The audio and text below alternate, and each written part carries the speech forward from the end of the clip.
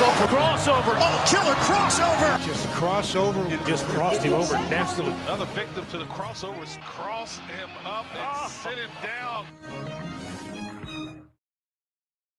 Time for the I was checking. There you go. Yeah, we're on. Time for the crossover. It is brought to you by Every Little Concrete Repair in Omaha at everylittleconcrete.com. Sorry, I hit the button a couple times too. I didn't mean to. It's a habit now. Hey, where'd you get that hat?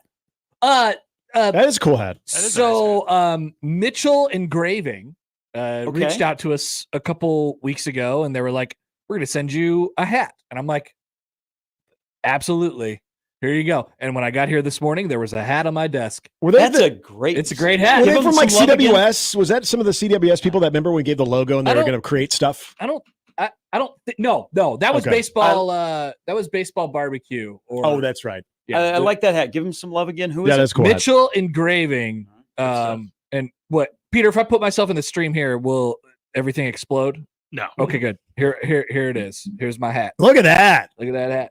That looks great. 1620 the zone. Maybe you'll have to open up a line of 1620 the zone merch, gear, things of that nature. I don't know. We're supposed to have a store. Yep. That's 1620 right. the store. Yeah, we can make shirts. Hoodies. Always want a good hoodie. So we had 20th anniversary. We had gear. Really? We didn't sell it. We had T-shirts that we gave out, but we had everybody on air got hoodies and hats. Oh man. We were a hoodie and hat crew. I like a good hoodie and a hat. And I like that hat. That type of hat. When I got Trucker here, I got a big old hoodie. Old hoodie. It's too big. It's too much hoodie for me. Too much hoodie? Yeah.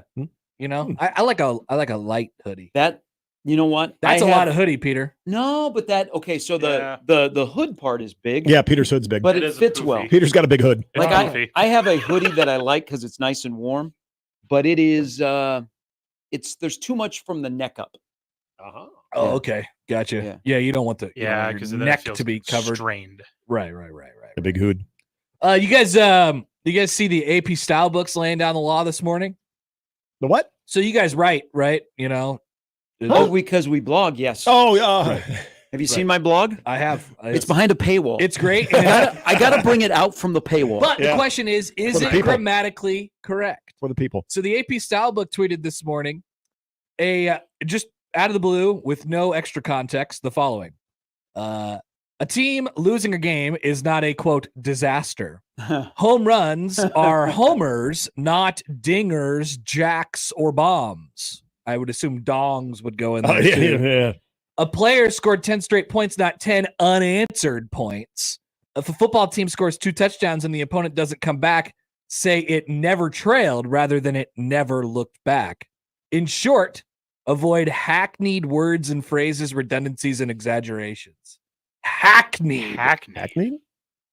Oh. Was this necessary? It was not. No. It was not. I feel like, we're being scolded by a AI scholar. I will say the line, I'm with AP Style Book on this. If I hear a person say like, let's just say that this happens this weekend. Ohio State gets up 14-0 and they never look back. I hate that. I don't like that. I agree with AP Style Book. They never look back. Yeah, they never look back. Like they won 56-0 or something like that. They never look back. I don't just come up with something different to say. Hackneyed, lacking significance through having been overused, unoriginal, or trite. Facts. Okay. Yeah. Facts. Yeah. Interesting. Did anybody in a game? Well, so see, when stories are being written, if you're a columnist, if you're like Amy or Tom, your choosing of what words to use is going to be different from like Sam or Evan or who else that's writing like Luke that are writing like the game story. Like I don't think anybody put disaster next to 56-7 in a game. In a gamer? Yeah. I don't know. Let's check the gamers from last week. Well, maybe. I mean, you might be able to factually discuss that as a disaster. Yeah, I mean, yes. What defines a disaster, and were there elements that align to that? So the Nebraska fan would be like, "Yeah, you're right." AP would be like, "Nope, that's not. No, yeah, we don't do that. We don't recommend using that." It was a very significant defeat. Would that be appropriate? Yes, that would be appropriate. Significant defeat. So much content. I went to the Husker Max page. There's 4,000 links. 4,000. 4,000 links. People had thoughts. A lot of thoughts. Okay, Sam's Gamer. I'm gonna just search disaster. Key in disaster. Disastrous. Oh, Okay. no. Raiola, receiver Jalen Lloyd, and Butler kept their answers short, fulfilling rules hope that players wouldn't overreact to the result. Big Ten powerhouse Ohio State awaits next week. The Buckeyes will play Nebraska off a bye week in the Horseshoe. It's a daunting task after a disastrous game. Okay. All right. So I don't know. Maybe you can use it. Yeah. Disastrous. Can we go back to? Are you on Husker Max still? I am. So we've gone from talking about the 2016 season to all of a sudden 2007 has come back into play. Oh, you want to talk about 2007? Missouri, Oklahoma State back-to-back blowouts. Oh, yeah. Which one do you want to go to? Give me a game story from Mizzou. That was a 31-point loss, and Oklahoma State was 35. Is that right? It's the losses that you remember the most. Well, that's true. They kind of all they all glom together now. Post game notes, Missouri. No, I want the whole page. I want the whole page. Husker Max, Nebraska versus Missouri, 2007. I mean, come on, David. It's only 17 years back. There's some pregame press. It doesn't look the same as some of these other games. What? Can you give me a second? Yeah, I can't look through this with all this pressure on me. There's a lot of pressure there. There is. I'm sorry. I know, and you're trying to type in some keywords when you find it as well. There are things. 2007 Missouri, 41-6. Yeah, 41-6. Okay, here it is. All right, who do we want? Do we want commentary? Do we want a gamer? Give me. Well, I guess we want to get a gamer, right? Because I think commentary is going to be a little bit. I like more... the commentary. Personally. Okay, well, commentary is more likely to have that keyword. Sip was writing. Sip was a columnist back then. Sip would have been the Journal Star columnist at the time. Yeah, as Sip sees it. Sipple. Pull quote for Sipple. Nebraska's lack of fire out of the gate is troubling. It's one of the more serious issues faced by the coaches. How about pull quote from John Bishop of KLIN? It's a loss that cannot be explained away by parity because there was nothing equal about the two teams. That's really good, John, because 2007 was a season that was stricken with parity across college football. Remember Rutgers? Oh, that was one of the Kansas went to the Orange Bowl. Yeah. My lasting memory from that year was that Rutgers kicker making that field goal and then pointing at the sky cam behind him when they beat Louisville. Yep. That was pretty cool. At the time, I was like, this is the coolest thing I've ever seen. Yep. That was the coolest thing I've ever seen a kicker do. Still to this Was day. that on a Thursday night? It was either a Thursday or Friday. Yeah, it was a weekday night, though, if I remember correctly. Big East football loved themselves some Thursday. Yeah. It was Rutgers seemed like they always played at home on a Thursday, like Florida State, South Florida. Yep. South Florida was number 2 in the country? Yes. Yes, that's right. Oh, who was the coach for that team? Jim Leavitt. Popped up on Leavitt, thank you. Yes. YouTube highlights recently. I watched. Was that 2006 though? The Rutgers moment? The Rutgers South Florida was not in 07. Was it South Florida or I thought it was against Louisville? Yeah, that was not in 07. The Ito points at the thing. No, I'm pretty sure that one was 07, right? Number 3 Louisville against number 15 Rutgers, 2006. Oh, okay.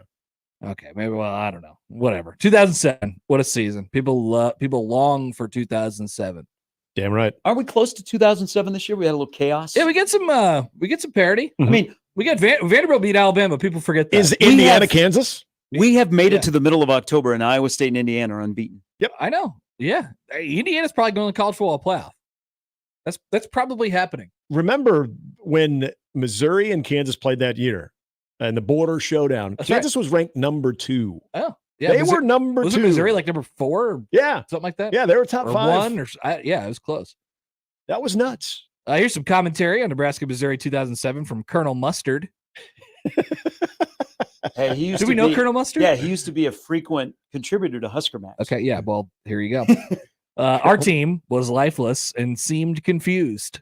The defensive problems of the last month were magnified in this game. Yeah, seemed confused. Yeah, they did seem confused. Then go a week later to Oklahoma State. So I had it backwards. Lost by 35 to Mizzou, lost by 31 to Oak State. 45-14 to Oklahoma State. Pokes ride herd over Huskers in historic blowout. Because you didn't know that Steve Peterson was getting fired. That's right. Yeah. Yeah. This was the low point of that was of that era. That was when they came back from halftime and they had a stadium shot there was nobody there. That's still the game to this day that people look at and say, wow, that was as bad as it's ever going to be. Well, so that was the first game that I remember people saying I left. Yep. Yeah. You know, because Nebraska fans this is all very new at this point. Yeah. Nebraska fans, they show up early. That's true. Because they want to be there when the specialists come out. Yeah. And they stay for the entire game, even if they're blowing somebody out. Mm-hmm. That was the first game where I heard a lot of people say, you know what, I left at halftime. Yep. Here's Tom Chattel from the Oklahoma State game 2007. Nebraska football, as we know it, the friend you grew up with, has left us. That's pretty good. That is really good. A great lead. Now, that was not the first time I'm sure that somebody had said that. Because I mean, that was it was pretty 2007 by that, but it was still relatively new. But people were freaking out long before that. Simple. The Huskers are just flat out bad right now. Astonishingly bad. They've torpedoed past mediocrity to whatever dismal state of being you find at rock bottom. Oh man, rock bottom even back then. Ooh. Rock. We found rock bottom, and he must continue to do that. He must have knew it was over for Callahan, so he had no fear of pushback. John knew it was over for Callahan. John Bishop. It takes courage to fight through adversity. It takes more courage to admit you are not the right guy for the job. Ooh, yeah. Nice. I like how petty we came into 07 with the media. When we started firing people, and now we're addicted to it. We're like, I can't stop firing people. Satterfield, that guy's got to go. Honey White? You know what? You're right, though. It's true, yeah. One bad performance, they all need to go. I mean, he needs to go, too. Seriously, maybe that was it. Just name one analyst. He needs to go. I don't even know who he is. Maybe that's what happened.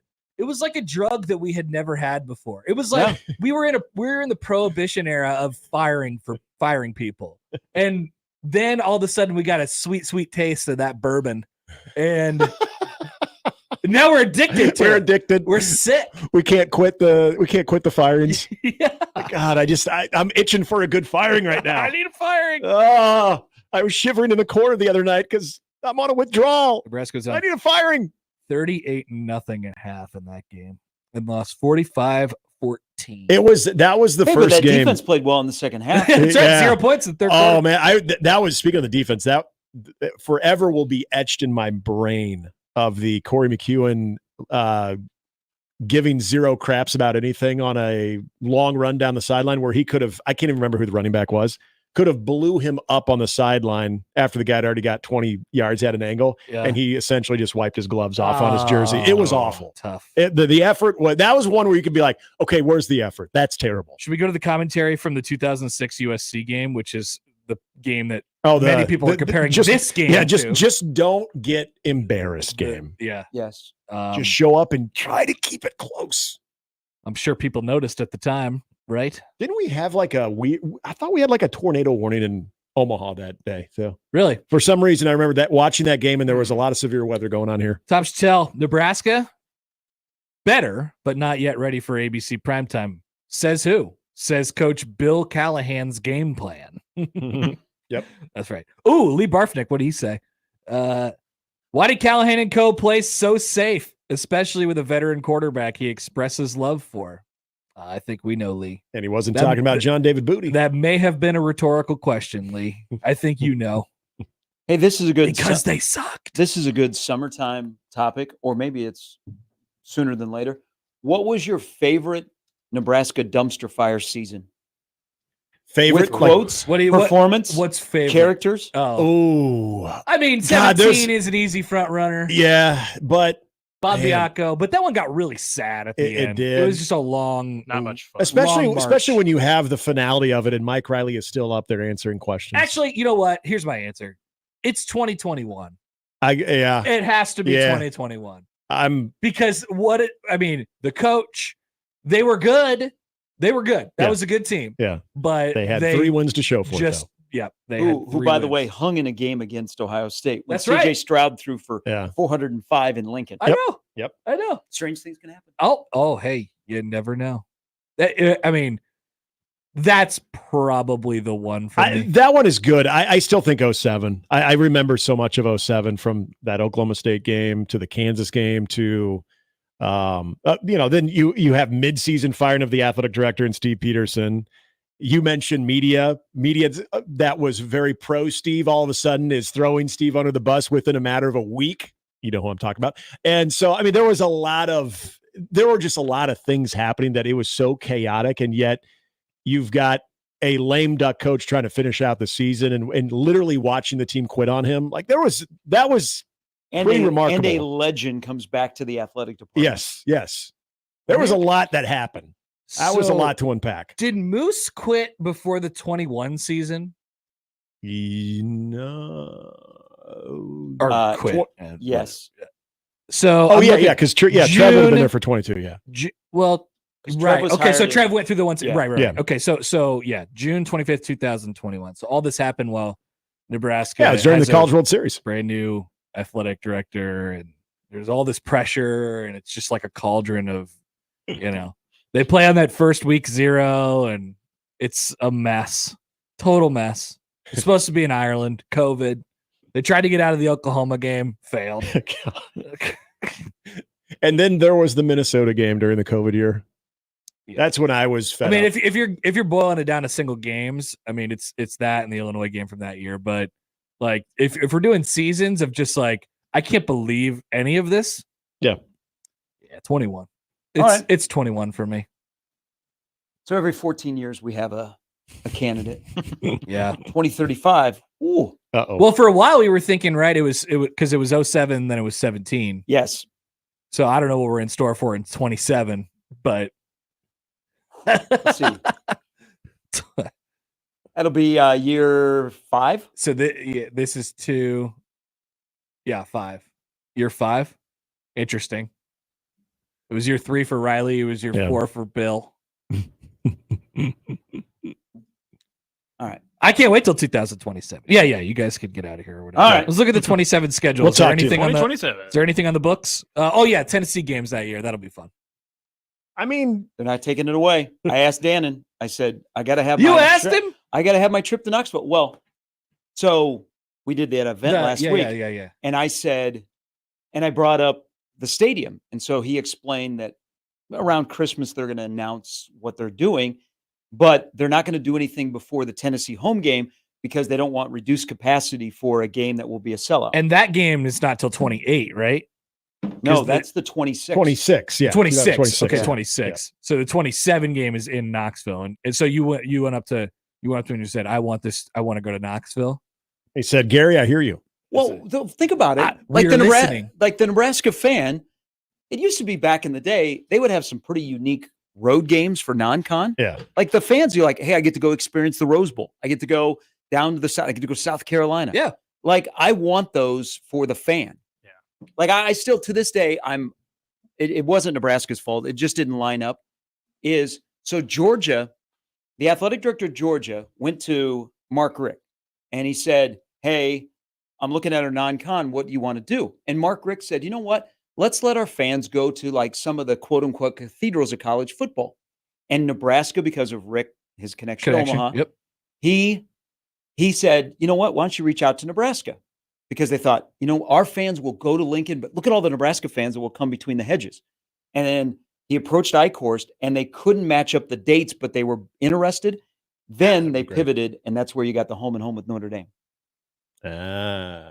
Notre Dame. Yeah. Georgia did a home and home with Notre Dame. Georgia. Yeah. I was like, not Nebraska. Does Nebraska have a home and home with Notre Dame that I don't know about? Look at, you haven't heard? I mean, look at News. Before Penn State was back in the, before Nebraska was in the Big Ten, it had been a long time before Nebraska had gone to State College. Yep. And look at all the fans that traveled. And of course, the fans that traveled cool. to South Bend. That was cool. Yep. Nebraska, by the way, in 2027 has trips to Knoxville, Tennessee, Madison, Wisconsin, Seattle, Washington, Columbus, Ohio, and Chicago, Illinois. Oh, that's wow. fun. Well, yeah, it is. I mean, pick your trips. Around pick your world, trips. Yes, those are good trips. Good trips. All right. Have a good weekend, boys. All right. That is the crossover powered by Everlevel Concrete Repair in Omaha at everlevelconcrete.com. It's Friday. We'll start things off next.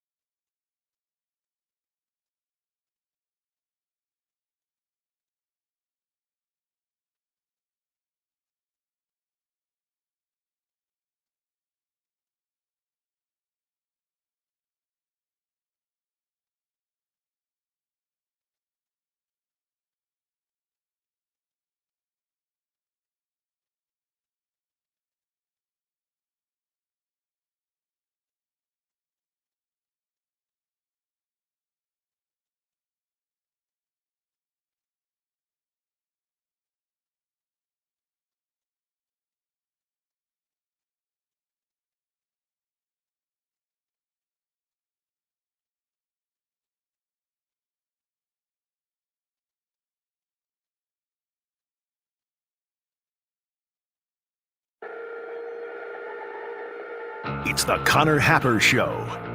Are we sure we want to do this? Could you, make an announcement that we're ready? It's the Connor Happer Show on 1620, The Zone. All right, welcome in. Happy Friday. It's the Connor Happer Show on 1620 The Zone and on 1620thezone.com.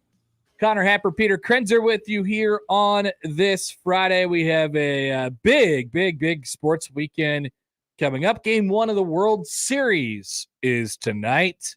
For all of the pain and sadness that this will cause small market baseball teams across the Midwest and across the country, it will be a good World Series. Going to your first World Series game ever tonight? Or you should walk 1.2 miles to enjoy. Don't bother getting in the car. In Los Angeles tonight, Traffic-a-mageddon is happening. I do wonder how many people will be at Rutgers and USC tonight. What's the bigger New York LA event tonight? That's probably game 1 of the World Series. Probably. But both equally difficult to get to, I believe. So we'll talk a little bit about baseball today during the show. And then, of course, the weekend in football, Nebraska and Ohio State tomorrow morning on Big Noon Fox. Gus Johnson, Joel Klatt, and the All-American girl, Jenny Taft. Coming at you once again, back-to-back weeks. He didn't come up with a name for he didn't come up with a nickname for Dylan Raiola last week, probably because it wasn't really going so well. But maybe maybe Dylan gets loose a little bit tomorrow, and all of a sudden Gus Johnson busts out, whatever car he wants to name Dylan Raiola after. Smooth Dylan Raiola. Dodge Ram Dive. Yeah, something like that. I don't know. He's kind of built like a truck a little bit. So we will talk plenty about Nebraska and Ohio State tomorrow morning. We'll do that today on the show. The World Series. I want to talk about Dylan in particular and sort of where he's at right now. It hasn't been pretty the last couple of weeks. I think he's kind of nursing an injury at the moment as well. We'll see how that'll look on Saturday. Walk on. So we have Traffic-a-mageddon in Los Angeles tonight. Walk on Mageddon has unfortunately begun. It appears in college athletics as the universities prepare for that settlement to go into place and to be able to pay their athletes, and the numbers got to be pretty squared away by the time next year starts, and that process seemingly has already begun across college athletics. A point shaving scandal in college basketball that you may not have heard about is going on right now. And speaking of college basketball, we have exhibition basketball this weekend. We got hoops across our lovely state. We get to see new basketball courts in both Omaha and in Lincoln. One, I won't comment on which one is more exciting than the other, but maybe one is. I don't know. I will be at the CHI Health Center tomorrow, helping out with a little bit of Creighton basketball. Hopefully everybody's there, and then I'll be at the PBA for Nebraska women on Sunday evening. I'm doing Nebraska soccer tomorrow. Ooh. Or not tomorrow, Sunday as well. At Hibner. So I think it's their last Big Ten game or last Big Ten home game of the year. So that'll be a long, busy weekend. We got exhibition basketball for everybody. I have a couple questions for the Peter man today. We'll get his opinions on some things. That was definitely a face mask last night. That's about the only comment I have on that game. And we'll take a look at Nebraska and how they stand from an analytical standpoint right now, because they actually look decent going into last week's game. They look horrible now. Nebraska's analytics got destroyed by what they put forth in the Indiana game. So we will talk about that. Some stats that don't matter, a history lesson, keys and peas, and of course appearances from our fine esteemed guest today. Brian Mson will join us at the top of the hour. We'll talk some recruiting with him. Brian Christopherson of Husker 247. Now I haven't behind the scenes here. I haven't talked to BC yet. I asked Bruntz. I kind of asked Bruntz what their travel plans were yesterday. BC and Bruntz on the road, obviously, to Columbus to cover the Ohio State Nebraska game. usually BC, if he's going to miss an interview, he'll probably hit me up. He hasn't done that, so maybe he's going to be in a good place to do it. We'll see. Right. I'd be willing to bet that there's almost no chance we talk to Steve Sipple today, because I talked to Robin and on Wednesday, and he was like, yeah, the flight literally gets in at like 12:25 Central. So Sipple's either going to be like sitting on the plane doing an interview, waiting to get off the plane. You can hear people clapping in the background when the plane lands. Or running through the airport. I don't know. I'm debating on whether we even call him or not. That is the lineup, powered by the Rooferees at John Higgins Weather Guard. Want to hear from you guys. 402-951-1620 on the 42 Degrees of Source hotline. You can call or text that number. Tweet at Happer Show, at Connor Happer on the JTech Construction Zone Twitter feed. You can email Connor at 1620thezone.com on the Equitable Bank Zone inbox. We appreciate you guys watching along with us today on YouTube, 1620 The Zone TV, or, of course, conveniently located on an arm of our website, zonetv.live. I got an email into the Equitable Bank inbox already. Here's from John. Exhibition basketball is the subject line. Wonder where this is going to go.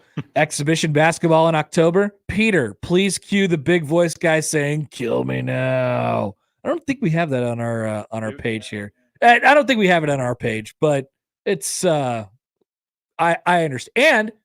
Don't hit that, because don't say "kill me now." I'm excited about exhibition basketball in October.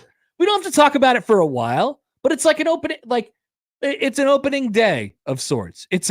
You get to gauge the barometers of your local teams, like see, okay, where are we at? What's it going to kind of be like this year? And then you can forget about it for really pretty much the entire month of November until college football ends. And then you come back to it, and then it becomes, it starts getting important again. Again, Creighton's non-conference games, so they're big ones, all take place in like either the last weekend of November or the first couple weeks of December when you talk about Kansas and Alabama. Well, especially for the Creighton-Purdue matchup. Yeah. It's a chance to watch That's right. your team play a notable powerhouse in college basketball with no stress on if it will impact your standing in the regular season. Exactly. People are going to freak out either way, regardless of what happens in that game. We'll make some assumptions that we probably shouldn't make, but that's these first impressions are important. So there's my plea to care, I guess, about exhibition basketball. Okay, so speaking of basketball, Peter, here's one of my questions. I want to ask you two questions right off the bat today. Let's do it. Number one, how jacked are you as a Oklahoma City Thunder basketball fan? That team, once again, first impressions are everything here. That team might be like a legit wagon. And I know that, probably a little biased here because they crushed my Denver Nuggets last night. But that team might be really, really, really, really good. They have a legit chance to win the NBA title. And I was not I wasn't assuming they were gonna look rough, but I figured there'd be some facets of the game that might not look crystal clean right off the top. Like the 3-point shooting in general this week for a lot of teams hasn't been great, so that wasn't great last night. But just about everything else, it's so good. It was good. Above expect, and they're missing a couple guys right now. So yes, all here's the thing about the Thunder. Like this is not a basketball analysis thing. This is kind of the model of how you build a sports team, right? What they did was, they basically built it. Kind of on the back of that Paul George trade. And the Chris Paul trade and all these other things. They've acquired all these draft picks. All the draft picks that they've acquired and that they've picked so far have basically hit. And those players have gotten better every year. Chet's gotten better. Like Shai Gilgeous-Alexander is one of the best players in the league right now. All the other guys on their team who are budding stars, role players, but they're all doing exactly what their roles are. And the Thunder have so much draft capital still that they haven't cashed in on yet, so they could sit there at the deadline or at the whatever point during the season and say, what do we need? Because we could be a little bit greedy. We have a whole bunch of first round picks still that we could trade out and throw to anywhere in the country. This is this is the dream scenario. It's a strange feeling because I am not used to any of my teams sitting so well positioned. Yeah. But it's really just a credit to Sam Presti, who I think is one of the more underrated general really managers. Good. They got consistently good at what he does. He's been there for a while. They had a vision, that's for sure. Yeah, he's the real deal. And okay. Specifically that Chet sequence last night, the block and dunk was also, leapt out of the beanbag. Chet's I was watching in my beanbag to watch I have a beanbag positioned in front of my television. It's very comfortable. You can answer that real quick. I got a couple other things I want. Let's see what that phone call is about. I wonder if it's about the NBA. I don't know that we've ever got an NBA call on the show. John emails in on the Equitable Bank inbox again. He says, if tomorrow doesn't go well for Nebraska against Ohio State, will you declare that basketball is better than football on Monday again? It's possible. It's possible. But, there's a balancing act with that. And Ohio State's really good. If Nebraska doesn't play well, so this is a preview for later on in the show. I got obviously the 3 keys that we do every week on the show with our keys and P's and all that stuff. I have the 3 keys. The keys are all dependent on Nebraska not playing so poorly that nothing really matters. Like that's kind of what happened last week. That's what's happened in prior iterations of the Ohio State game. And so the keys are all dependent on that. Okay, what's going on, Peter? We've just got a caller wondering about some tickets. Oh, okay. All right. So we'll get to that later. You'll handle that off the air. Yeah, okay. Second question I have for you. So you're jacked about the Thunder, makes sense. Yes. This is a more global question. You're in tune with you're a youth, right? A youth? Yeah, I'd like to think so. You're a youth. I'd like to think so. You know what's going on. Is this weekend Halloween or is next weekend Halloween? It's this weekend. It is. Because Halloween is Thursday of next week. And that's not to say people won't do things Thursday on the actual holiday, because that's a close, of course, enough to weekend. But there has day. to be, just going from experience here of being in college and whatever. Yeah. There's always a Hallow weekend. That would be this weekend. Okay. Because you don't want to do it after Halloween's over. No, you're right. You well, what if Halloween was on a Friday? Does it last through I think if it's on a Friday, you go all out on that Friday, and then Saturday it just goes back to typical weekend activities. Okay. Yeah, I was just curious. You do the costume party, and then maybe you do something different tomorrow. Yeah, I was just curious as to how That's what I think, at least. I don't know. Maybe other people in my age demographic feel differently, but that's what I would. Well, like, have you been invited to any parties this weekend? I will be attending a Saturday night party. Okay, so there you go. This is Halloween. That's coming from my personal I haven't been to a party agenda. in years. No, years. I was not planning on doing anything, but this came up, and I haven't seen these people in a while, so it'll be fun. Will you dress up as something? I think so. I think I'm putting together something. It's not going to be the most extravagant. Will you be Chet Holmgren? I'll just get stilts. Yeah, that could be funny.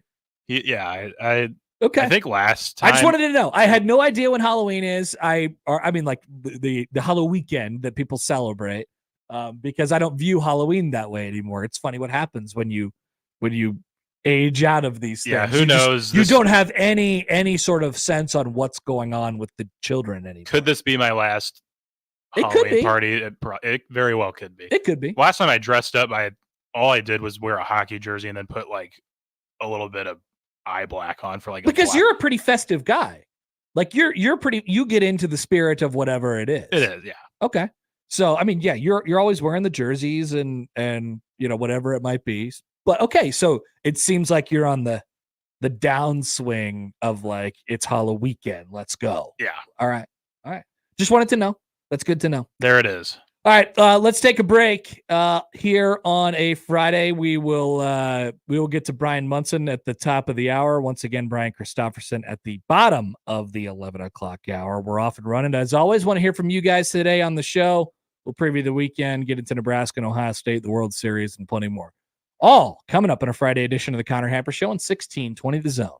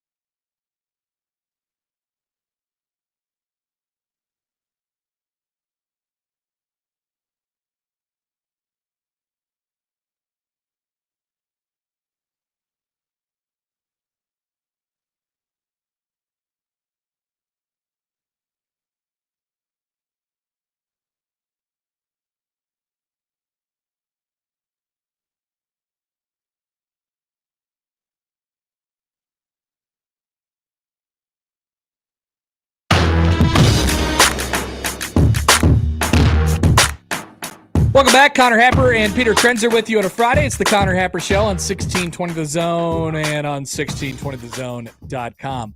Stay tuned.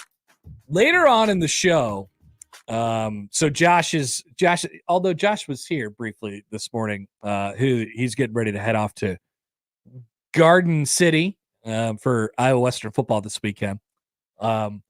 Not read as. But he has still done his work as we trust him to do. So we'll have Josh's picks during the pick segment. And I'm looking at it right now, and I have not heard this. I have been sent a 3-minute and 13-second Nebraska exclusive prediction from Josh Odson recorded. I don't know what is on his mind. I have no idea what he's thinking about. And that makes it all the more fun. But how did he do this? What could he have possibly gotten into for 3 minutes and 13 seconds, which will play in its entirety during the pick segment? Essentially the duration of a regular song. Yeah, basically. So I don't know. Maybe he went over to Sweet 98.5 or something like that. and copy. But I don't know what's going on in that little vignette that he put together, but I cannot wait to hear it with all of you at the same time in the 1:00 hour this afternoon. So stay tuned for that. Once again, Munson, BC, Sipple, all today. We'll get into all the things we normally do on a Friday with Nebraska playing a game this weekend. Our history lesson is coming up at noon. We look back at the all-time series. Nebraska 1-9 all time against Ohio State, but it does boast two of the winningest programs in college football history. All right, let's quickly, since I don't know where we'll be able to squeeze it in for the rest of the show today. Let's start with a little bit of this. Here's Colin on the Equitable Bank inbox. Colin in White Plains. Colin says that my daughter's college students are doing Halloween both weekends. Don't underestimate the youth's ability to make an excuse for a larger party. That's a very good point. That makes a lot of sense, Colin. Also, Colin writes, why all the football and round ball talk? It is still baseball season. Go Yankees, Colin in White Plains says. All right. So let's do the World Series. I get it. People are annoyed by this. But I feel like people have taken their annoyance a little bit too far. Like Yankees and Dodgers, if we weren't going to get your favorite team, right? Baseball is a regional sport, so oftentimes you root for your team and you basically live in your own world for the entire season. Right? You root for the team that you're rooting for, you root against the teams that are in your division, or the teams that your team is playing on any given day or night. And so you're aware of the Dodgers, you're aware of the Yankees and their success and their historic nature and all these things in the big markets. And you're automatically trained, especially if you're a Midwestern baseball fan, to despise everything that they do and everything that they stand for. In the fact that they could just walk in, flash their big check and then take all your players and leave. It's a tough thing to swallow. It's a different sport that they're playing. However, these two teams boast the best two players in the sport. I don't know. I don't. I say that begrudgingly, I suppose. But the two MVPs of the leagues this year, and Aaron Judge and Shohei Ohtani, the two biggest stars, undoubtedly, of Major League Baseball, Aaron Judge and Shohei Ohtani, along with some more star power like Mookie Betts and Juan Soto. Not much of it from the pitching side of things, with the exception of Garrett Cole at the moment. This is cool.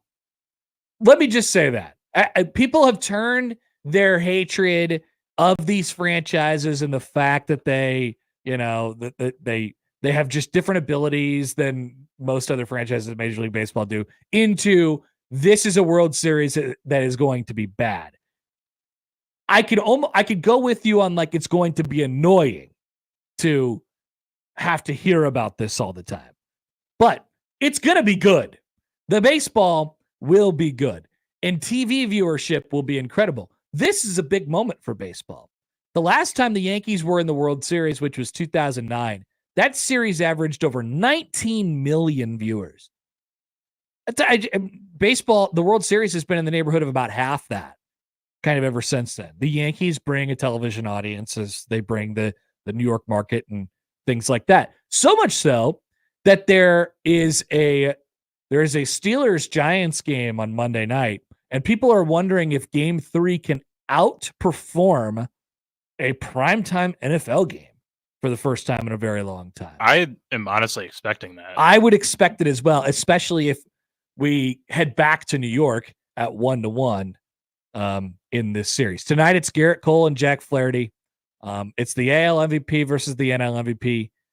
The Yankees, here's from a baseball perspective, the Yankees and the Dodgers had their respective leagues' best record and best run differential this year. These have generally been the two best teams in baseball throughout the entire season. They're the most star-studded teams in baseball right now, and they deserve to be where they're at. There hasn't been much adversity for the Yankees in the postseason, but there has been a little adversity for the Dodgers coming back and winning 2 in a row against San Diego. In their division series, and I guess going to 6 with the Mets, having to come back and go to 6 with the Mets in the NLCS as well. No such pressure on the Yankees in really any of their playoff series so far. These two franchises, and you have the historical aspect of it. So if you're looking for like the perfect cauldron, the perfect formula for baseball, aka TV viewership and how much people are going to be buzzing about it and talking about, this is really it. You have the two most historic franchises, the two most popular franchises, the two franchises with the best 2 players, and the best 2 teams in baseball this year, and the biggest 2 television markets in America. I mean, it's all of that. Rob stuff. Manfred is excited. Yeah, this is a huge moment for the sport. These 2 franchises have met 11 times in the World Series prior. The Yankees won 8 out of those 11 World Series so far. This is the 12th time that these 2 teams will meet in the World Series. So far this year, the Dodgers took a series in LA 2 out of 3 in June. The Yankees were nearly swept before coming back and taking Game 3 of that series. I lean toward, I think we're going to check all the boxes here. I said earlier, a couple, I guess it was last week probably, about bullpens and sort of where the game's at right now, especially in the postseason. We're really, really deep into the postseason now. I just think we're going to get some wild games with wild moments from unexpected. Like when you get into a 7-game series with the best 2 teams, they're pretty evenly matched. Like it, honestly, people don't like to hear this because it makes it really hard to predict. It comes down to sort of an element of randomness and who makes plays at the right moment. And so I think we're going to get everything out of this that we asked for. And I think we're going to go the full 7. I think we're going to go 7 games. I would not complain. In this, I wouldn't either. That's the thing. I think it's going to be a really good World Series between 2 really, really good baseball teams. They're not like historically great. It's not like they're the 96 Yankees that have won 1 billion games or whatever. They're not any of those teams compared to the rest of the sport right now. Wasn't this the first regular season in a long time nobody eclipsed 100 wins? Wasn't a 100-win team. It's been a while. This entire year. I'm gonna go with I'm gonna take the Colin and White Plains New York Yankees to win the series in 7 games. I think I'm gonna go Dodgers in 7. Dodgers. Okay, so we're both going with a 7-game World Series. Where's Josh's 3-minute vignette on who he's picking in the World Series? Quick, record one. That's my question. Charles writes in on YouTube. Huge meteor World Series. It's definitely a big meteor World Series. There's no doubt about it. But you know what they say about big meteor games sometime? And Josh put out his list of big meteor games of the week earlier. About big meteor games, they're inherently pretty watchable because either you're part of one of the biggest 2 baseball 2 out of the 3, maybe. I guess you include the Red Sox, you include the Cubs or whatever. 2 out of the biggest 5. Either you're a part of that fan base, or you're not, and you probably have a general distaste toward both of these teams, right? Mm-hmm. So you'll watch it. Why do we watch Texas and Oklahoma every year, Peter? I hate them both. I hope a big meteor hits, and it's a crazy game every single time. So there's history here, and you have all of that included. It really, really lines up here for Major League Baseball. Jake writes in on YouTube. I don't even. Okay, I don't. All right. Here's the first question. Is Judge a star outside of New York? I can name 10 other players better and more fun to watch. Okay, Jake. To answer your first question, yes. To answer your to comment on the second thing, you can't name 10 other better players than Aaron Judge in baseball. Like, I get it. We hate the Yankees. We hate how we're oversaturated on these things, and he gets talked about all the time, and he's probably not as good as Bob Costas would make you believe he is. But he's one of the 10 best players in baseball. 10? Yes, of course. He's having an all-time kind of season. He's having like a Babe Ruth kind of season right now. I mean, he's been incredible. So I don't really get that. But it will be interesting to see who carries the offensive load more in this series between him and Giancarlo. Because to this point, Giancarlo's been the postseason bright spot for sure. He's been the postseason. It's not hero. Giancarlo's fault. It's not Giancarlo's fault. It's not Giancarlo's fault. Can the Yankees win it in 7? Yes, they can. Yes, they can. They can turn a double play. Yeah, thank you, Bob. I appreciate that. All right, so we get a text here from Jeff. Very excited for baseball to be over. Nothing worse than sports baseball talk. Hey, look, you got a week and a half of this. When would Game 7 of the World Series be? Next Saturday, I think. Next November 2nd. Okay, let me go to the calendar. Saturday, November 2nd would be Game 7 of the World Series, if necessary. And I think all game times are the same. I think it's all 8:08 Eastern. It is. So 7:00. Nebraska plays UCLA that day at 2:30. People are going to want to, I don't know, man. Like, if these two teams, I'll just say this. You might hate it, but if these two teams go into Game 7 of the World Series, you're watching. It'll be Saturday night. It would do numbers. It would be the most watched baseball event in a long, long, long time. Maybe like, it would be the most watched baseball event in a long time if these two teams play in Game 7 of the World Series. I'm honestly rooting for it. Drag it out a little bit. Why not? People complaining to us all week is like, all right, can we stop talking about football because it makes me so sad? Can we stop talking about basketball because I don't want to talk about basketball? And can we not talk about, what do you guys want to talk about? When Halloween is some more? We'll devote 2 more segments to Halloween The weekend. NBA? Which way would you rather have? But no, this is going to be a good one. I'm excited for it. All right, plenty to come on the show today. We'll have some stats that don't matter. The World Series begins tonight in Los Angeles, which, of course, is only the lead-in for Rutgers and USC at 10 o'clock Central. If you are a Rutgers fan, which there are dozens of us, and you're watching from your home on the East Coast, that game will kick off at 11 after 11 o'clock your time tonight after a long marathon of watching the Yankees and the Dodgers play. Long night for those Northeasterners. We'll be back. Brian Mson will join us on the other side. We will talk about recruiting and whatever other topics that Mson wants to hit on a very good sports weekend. Back after this on 1620 The Zone.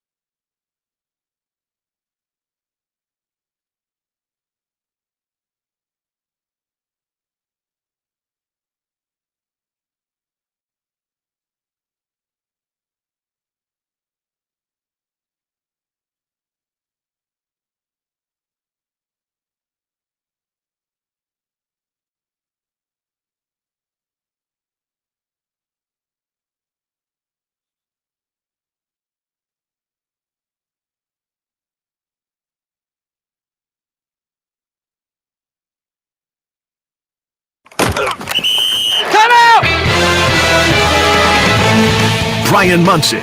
Hey, long call. Comfy left zoom buster. 63 bang. Z Maui. Alert. Paradise Z Burger Y wrap on one. Husker Online on the Connor Happer Show on 1620 The Zone. That's right. We're joined now on the 42 Degrees of Source hotline by our good friend Brian Mson of HuskerOnline.com. Mson, hello. Happy Friday. How are you? Happy Friday, buddy. How's it feeling? How we doing?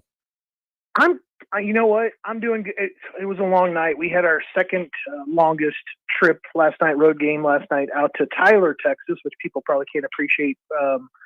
But it's a couple hour drive. We didn't get home till 11:15. The kiddo didn't get in till 11:30, so we weren't all like in bed till after midnight. It was and then we play against Longview too, and Longview's even further away. It's almost like into Louisiana from where I'm at. Ooh. So it's a big district. It's a wide district, and it's just it sucks being on the east side of the Dallas Metroplex for that reason. It's great competition. I'll tell you what. Here's a kid's name to remember. Between me and you, Connor. We'll go ahead and put it down. The name is very easy. It's Bam White. Bam? He's a running back. Yes, Bam White. He's a running back at Tyler Legacy. I was astonished by what I saw. The kid was part, I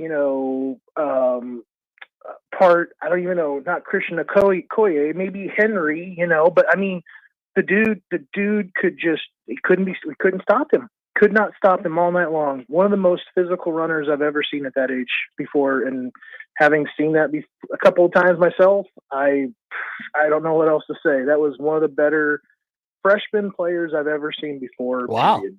Okay. Yeah. So this is a class of 2028? Eight. Yeah, can you believe that? You're always on the lookout, Mson. We appreciate that.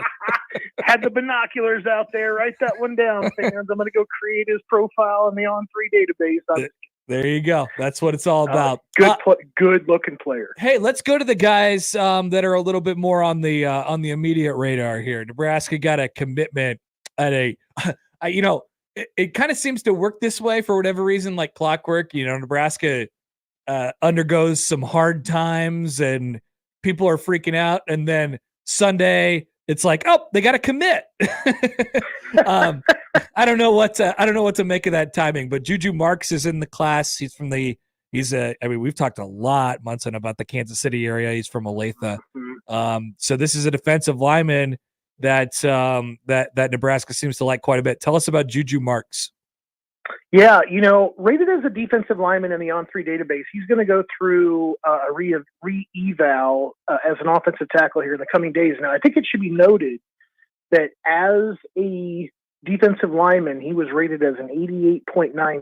Now, you got to be a 90 to cut into that 4-star. So we're talking about a really high 3-star defensive lineman already. And I absolutely love his film as an offensive tackle.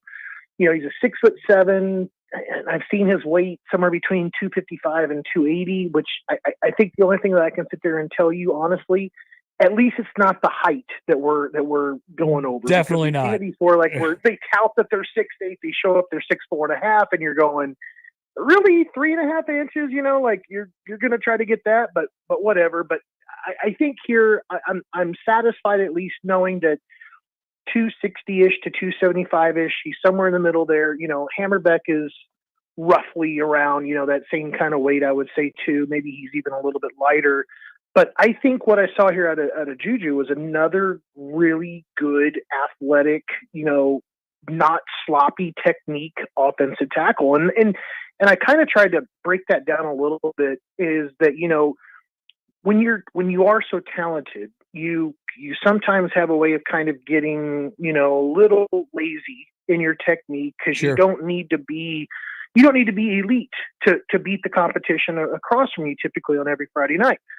He seems to be very much, into the technique. He was doing very good in his kick steps. He seemed to move very well laterally. He didn't do anything that really caused him to be, all out of place and, off balance and could easily be countered. He didn't do any of that. So I thought that was pretty big that you had a guy that seemed to be doing that well. And obviously Kansas City is no slouch for competition either. And they play in a really, really, really good conference. So I think it is obviously too. It's very conveniently timed, obviously, on that Sunday, because there were some 3 Mile Island, Chernobyl kind of things happening. Wasn't good. The internet. and it was tough, and I think it caught some people off guard. But and I think that here's the other part. Here's the other point. And I think it needs to be mentioned. I think Jamar Mosey and Keith Williams. I was going to ask you about that. We'll get into that. But I think that Mosey here is still spreading his wings a little bit when it comes to his Kansas City connections. And Mr. Marks is actually a pretty decent friend with Dawson Merritt.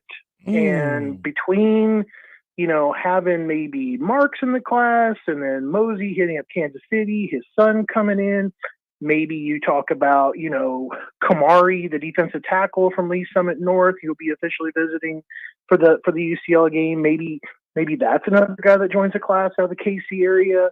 So interesting stuff kind of happening there in all that space. Yeah. So let's go. There's a couple different arms to that, like you said. Yeah. Jamar Mosey, first of all, I mean, you get the immediate addition of Isaiah, and then the connection to Kansas City. That feels like that's been really, really pretty good and has shown immediate dividends, like actual products, not just, hey, we got connections here and this will pay off down the line, like immediate sort of payout for that hire that's really connected in the Kansas City area.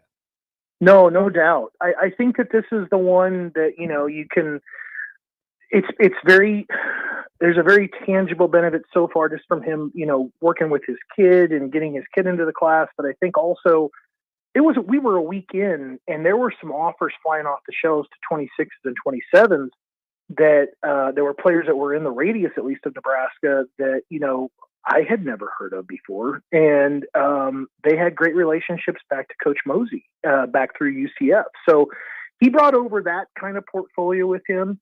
And then obviously he gets a little bit closer back to his old stomping ground. And he's able to kind of say, hey, look, guess what? I'm now 2.5, 3 hours away. We're going to start bringing in more and more Kansas City kids, open market, right? Yep. And we're going to go ahead and start giving these kids, say, here's a place we're going to establish, the ability to be successful very, very quickly. And you're staying in the geographic area. You don't have to go, hundreds of miles away. Like if you consider what his son was having to do to go to Oregon, to be close to, coach out there that his dad was very, very comfortable with and with Dan out there, or going to Alabama, where the Merritts are comfortable out there. And then all of a sudden you get this Kansas City tie back into this, into Lincoln.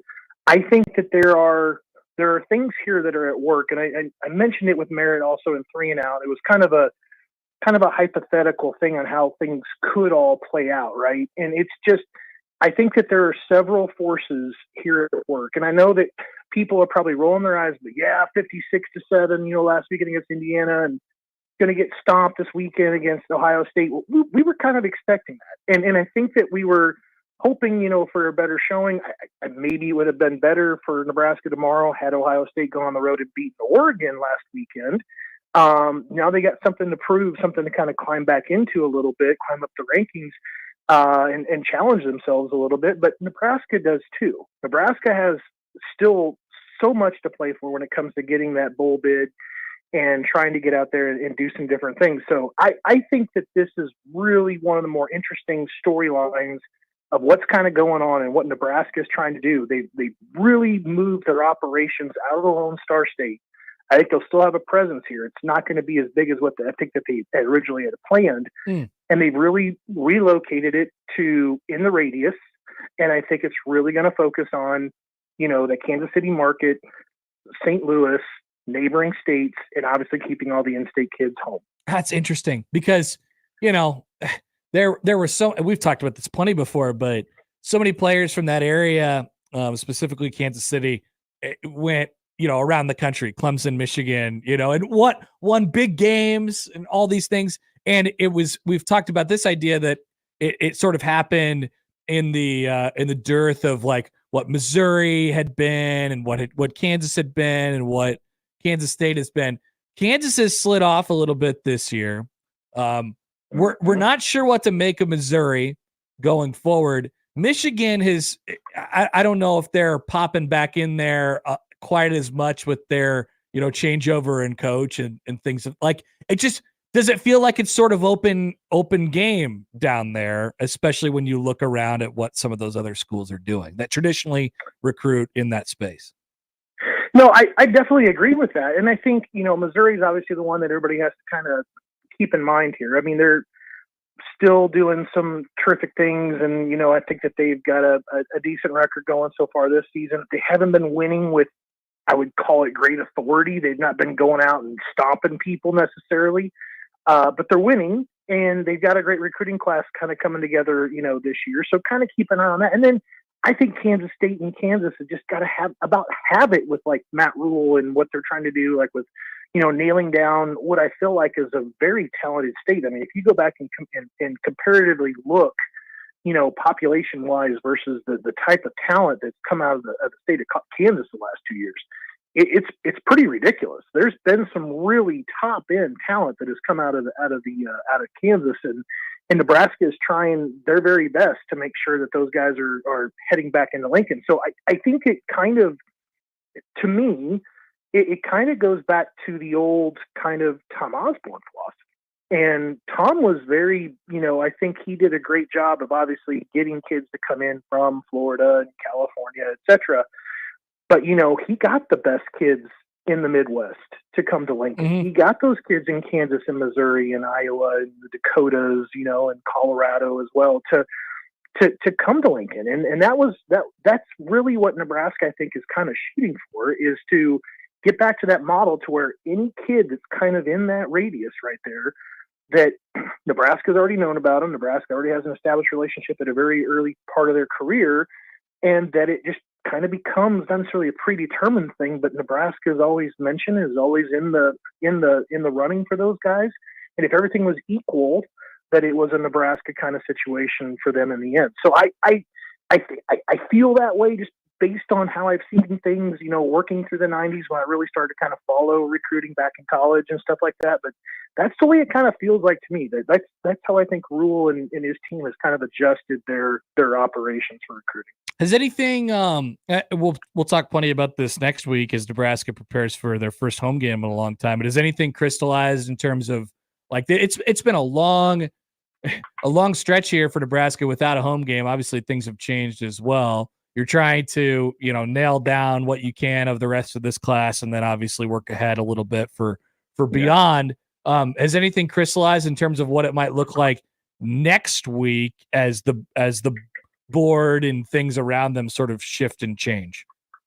Yeah, interesting question. I mean, we don't typically have a great readout yet. I'm still tracking Kamari Moore coming in, and I'm going to be very interested to see. And that's a defensive tackle that recently decommitted from Oklahoma. I'm going to be very interested to see if that's going to be an official visit, for him, number one. I think that's something to kind of keep an eye on. Back, earlier in September, when I think Houston Kahina Torres had planned on getting back to Nebraska for the Colorado game, he basically had to push. And if I remember correctly, I think his season is over. I think that his last game was last Thursday, last Friday. So I think he's done. So I think technically I think St. Louis High School, their season has ended. So I think he maybe is going to be there in Lincoln this weekend. So that's one to watch. And then I mentioned it today in Tunnel Talk. Jordan Allen is going to be a name that I'm going to continue to kind of harp on, despite the fact that it sounds like he wants to lead nothing else into basically him visiting.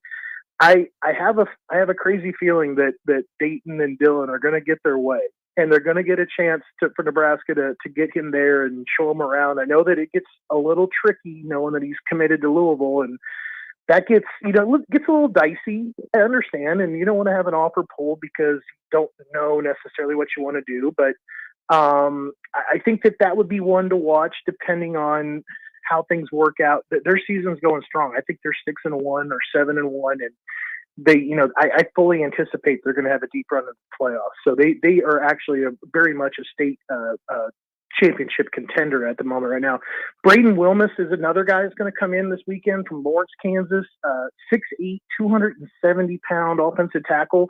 Now, he's actually got a teammate that's another offensive tackle. I think he's the exact same size.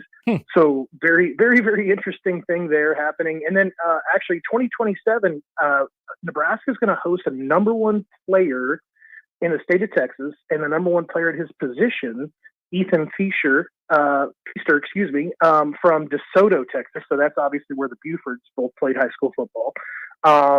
So that's I think it's coming together pretty well. Those are some really nice high points. I'd expect maybe a surprise or two to kind of get in there. And Juju actually will be in there that weekend too. I did not add him to the visitor list, but he'll be up there that weekend as well. Excellent. Anything else we're watching before we let you go, Mson? I'm just waiting to see what else is going to happen this weekend. I think that several of the high school situations and teams are going to be wrapping up their seasons very quickly. So we're going to have some ideas on what their playoffs are going to look like and what their seasons are going to look like. Keep an eye on Jeremiah Jones too, while everybody's kind of looking around, because Florida State offered. I know that Missouri's always been an interesting one for him. I don't think the Seminoles are, quite having the season what they thought they were going to have, but I think he's always been intrigued by the Missouri offer. And needs to be mentioned, Isaac Jensen and the LSU offer that he picked up this week. Yeah. I think things are about ready to get really, really interesting, for him. I think that he is going to be picking up a lot of offers. He's having a heck of a season this year. And he's worth it. I mean, that's really more of a true why kind of hand in the dirt dude. And I think that that's a very interesting kind of player right now. Okay, Mson. Congratulations. You made it. It's the weekend. Enjoy, my friend. Perfect, buddy. Talk to you soon. That's Brian Mson of HuskerOnline.com. You could check out his part of their feature Tunnel Talk today, and then all the stuff throughout the week from a recruiting standpoint. That stuff will start to heat back up next week when Nebraska actually has a home game, first of all. High school seasons start to come to an end. Nebraska's pretty well defined in their 2025 class right now. They have 20 commits for it. And there's this other thing, which we might have time for a little bit later in the show. I mean, it is now a part of all of these discussions how there are unclear limitations, but there will be limitations on the amount of people that you can have on your roster next year in college football. So you got to be really careful with the numbers. The story is today, I was reading from Ross Dellinger that there have already been several athletic departments across the country who have started to sort of begin that process of literally cutting athletes from Olympic sports. I mean, remember, it's going to be a situation where the athletic department can, fund whatever it can fund. It's basically all from a scholarship perspective. How is that money split?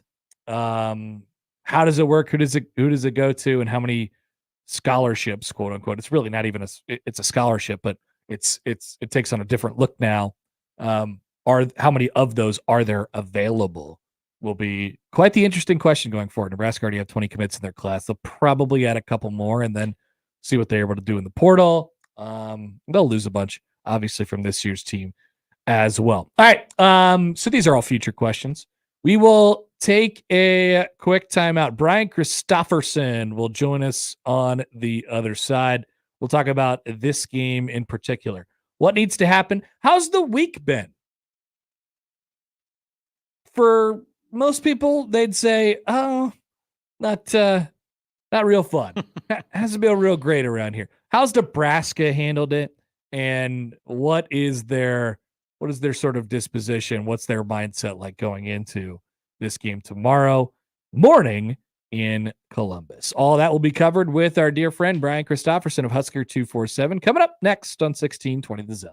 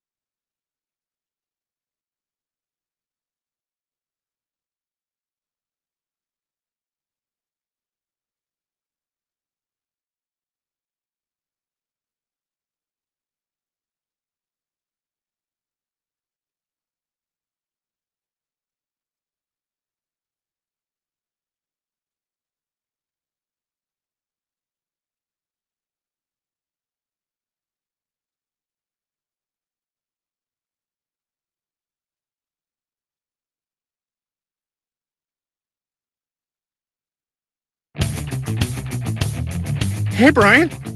Brian Christopherson. I gotta take this. It's Hap. B-Rye, B-Rooney, drove my Chevy to the levee, but the levee was dry. Brian Christopherson, Husker 24/7 on the Connor Happer Show on 1620 The Zone. That's right. Let's talk some football with Brian Christopherson of Husker 247. He joins us now via the 42 Degrees Source Hotline. BC, hello. Happy Friday. How are you? I'm doing all right. I'm just outside the Omaha airport. I was going to say, what's your travel look like? I knew that if you wouldn't have been able to come on the show, you would have contacted me, and for that I appreciate that. So we just went through and here you are like normal. Yeah, that's I'm good at like 4 to 5 things.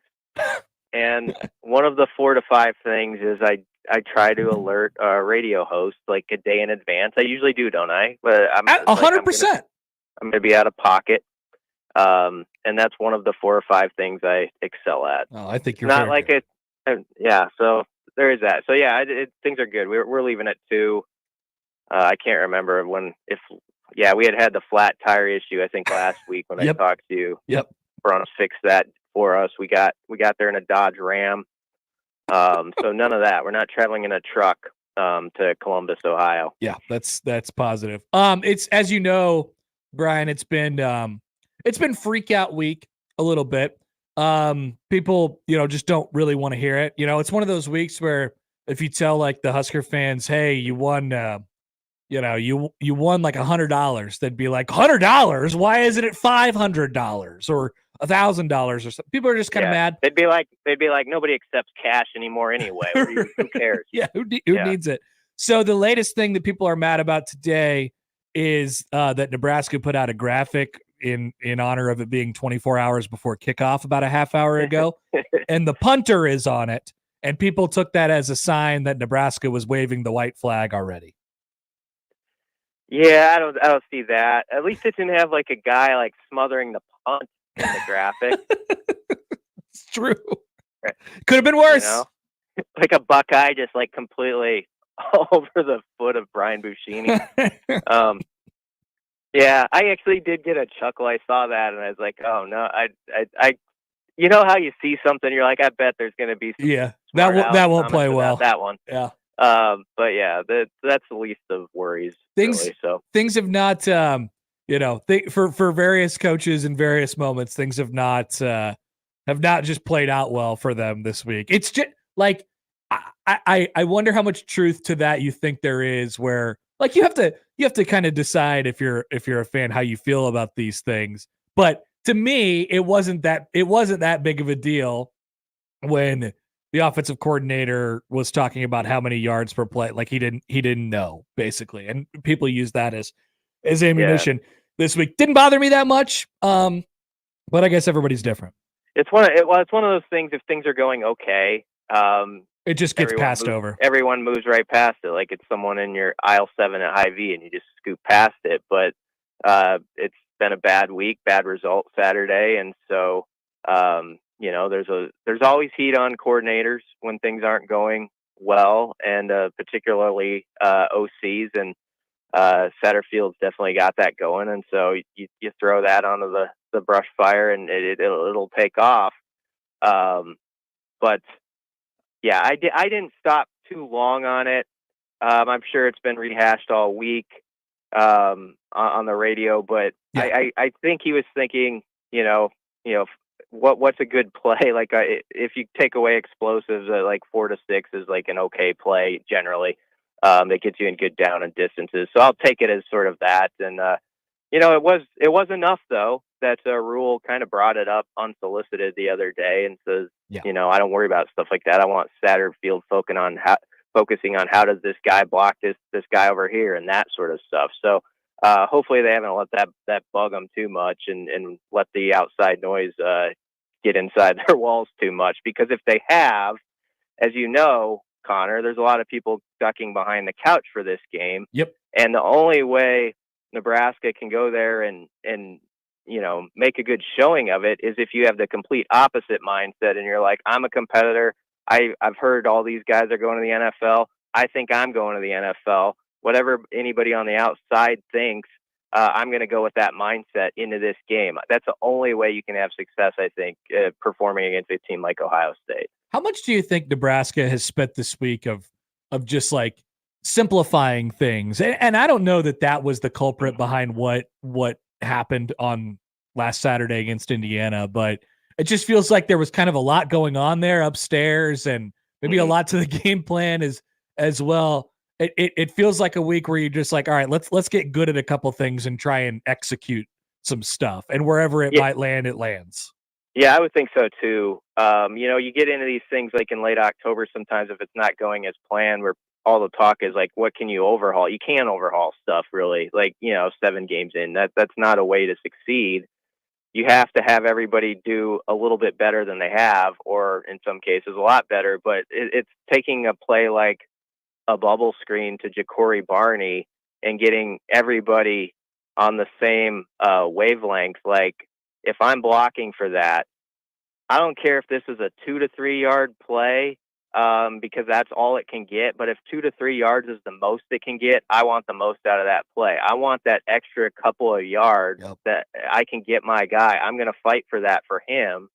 And you just have to look at it that way. Like, every yard that you can help a guy get is a big deal.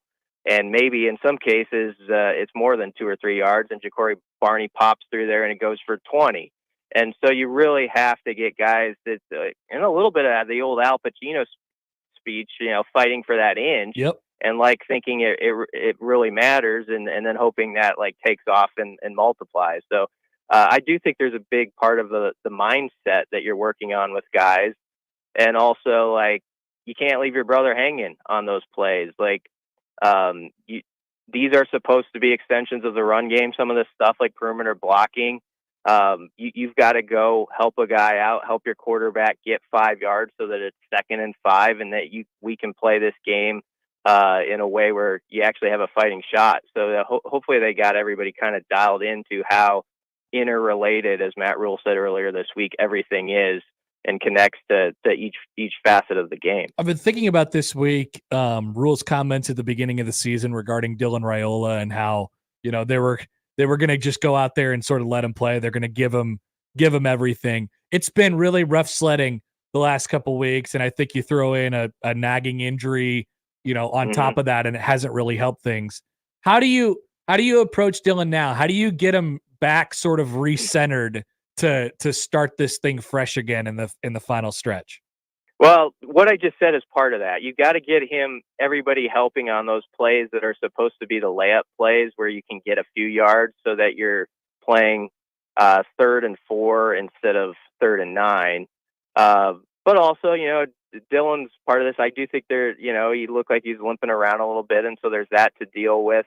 But he looked tentative, just from a playing standpoint against Indiana. It wasn't just that guys weren't getting off press coverage. That was part of it, but there were some throws that I think came out a little late.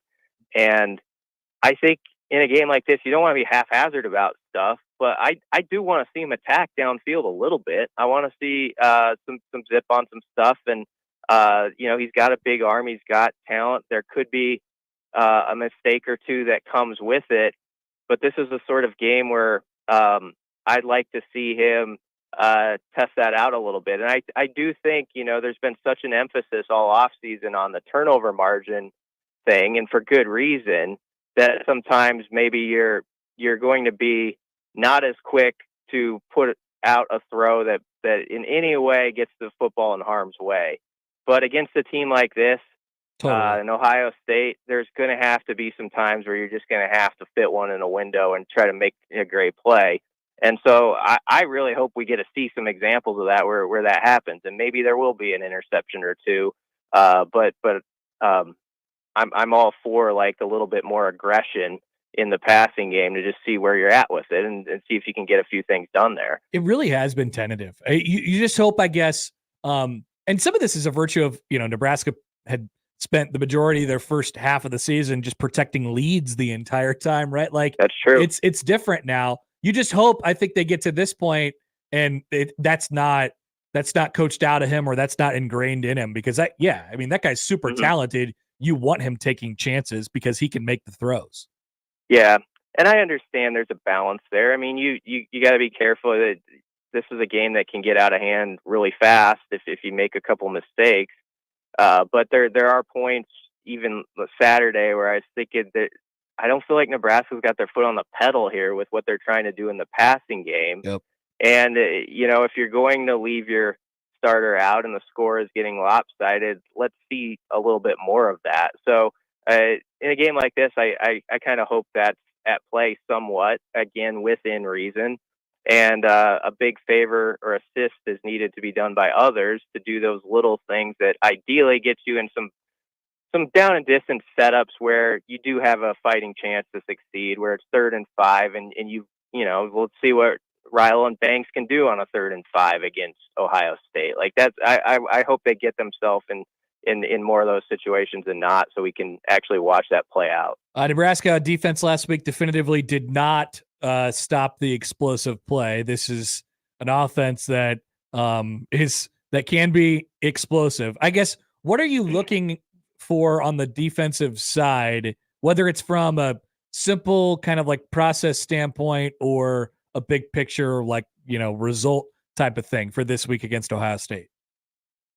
Yeah, I guess I would start with the tackling. That going into this season, and I talked about it for the 8 months leading up, the thing that impressed me most about the first year of Rule and Tony White was the tackling. And I just felt like they were almost always on point there. And there's just been a couple of games this year where it's been the complete opposite of that. And as Tony White talked about on Tuesday, you can't, sometimes it's going to be a one-on-one matchup where a guy has to make a tackle in space, but it was way too much of that against Indiana, where some of it was scheme, maybe some of it's bad run fits, whatever it was. It all added up to, like Deshaun Singleton or someone having to come down and try to tackle a guy who's got a head start.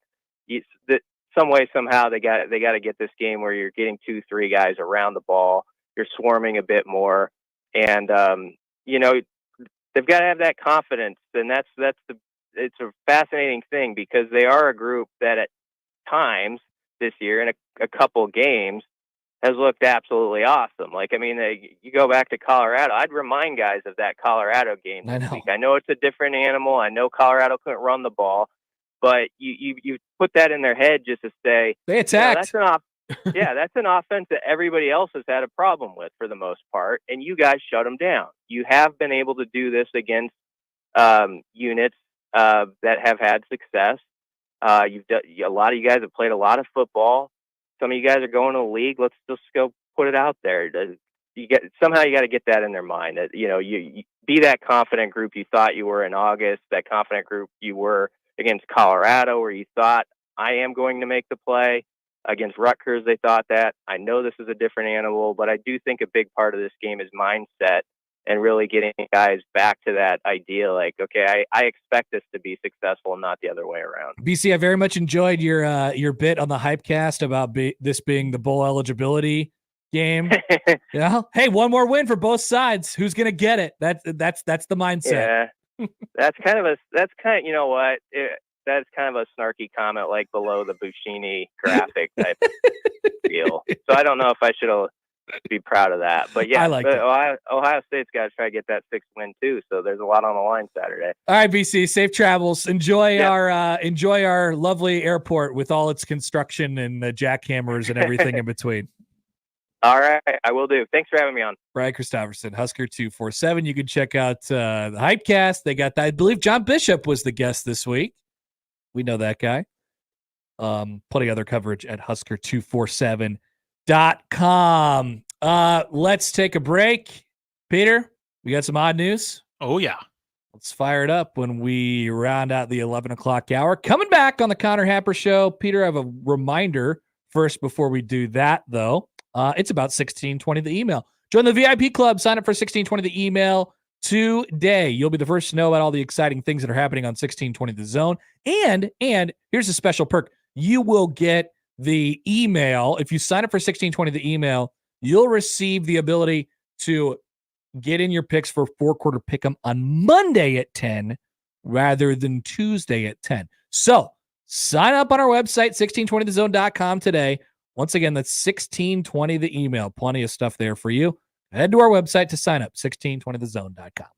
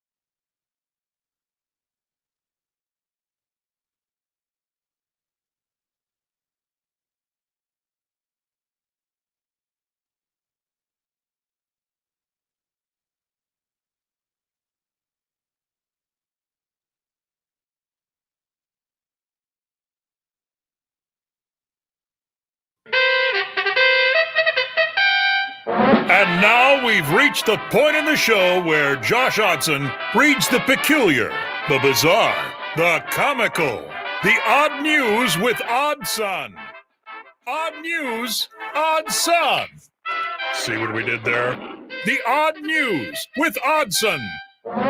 The odd news with not Oddson, although you will hear Josh's voice later on in the show. Indeed. I have no idea what's going to happen when I click that button. We're not even going to listen to it ahead of time. No. We want to be surprised. No. I don't have any idea the contents of that 3 minutes and 13 seconds. So you'll hear Josh's take on the game a little bit later on. A quick tweet here from Sam, who has found one of our lovely NRG media cars. Looks like downtown, about to cross over the 10th Street Bridge. Well, I don't know who's driving that car. So maybe it is the thing we have later at Sips on 10th, but I don't know who's driving. Yeah, whoever's driving that car, just hand them a note. Write an opinion on a piece of paper, and then fold it up, give it to that person, and then that person will bring it back here, hand it to me, and I'll read it on the air. That's how you send in, takes to radio shows. That's what I want this show to be. All right, Peter, what's going on in the odd news today?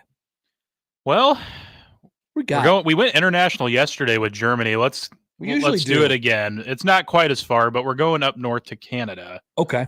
There's a small town in Saskatchewan called Kyle, Saskatchewan, as in the name Kyle. All right. And they are having a little bit of, it's election season. They're having a little bit of issue with finding a new mayor. Oh, no. George Williams, who's the current mayor, is deciding to retire later this year. And 2 cycles of nominations have come up, and not one person has come forward to say that they would like to be the new mayor. They don't have any. They don't have any nominees. No takers for mayor. And that's really funny. They spoke with Chief Administrative Officer Amber Dashney, who said, "It's a little concerning, but I am confident that someone will step forward." I would say that is kind of concerning. And so I was a little curious. I was like, I don't know, maybe it's like a small town. It is. I looked it up. The population is about 500, so it's not a big town. But you need a mayor to do stuff. So they said that the council will select a deputy mayor to handle duties of the office if no candidates run for mayor in the November 13th election. So their current mayor has decided that he is going to retire, Mayor George Williams, and they won't have a mayor after that. So if they indeed don't have a candidate, it'll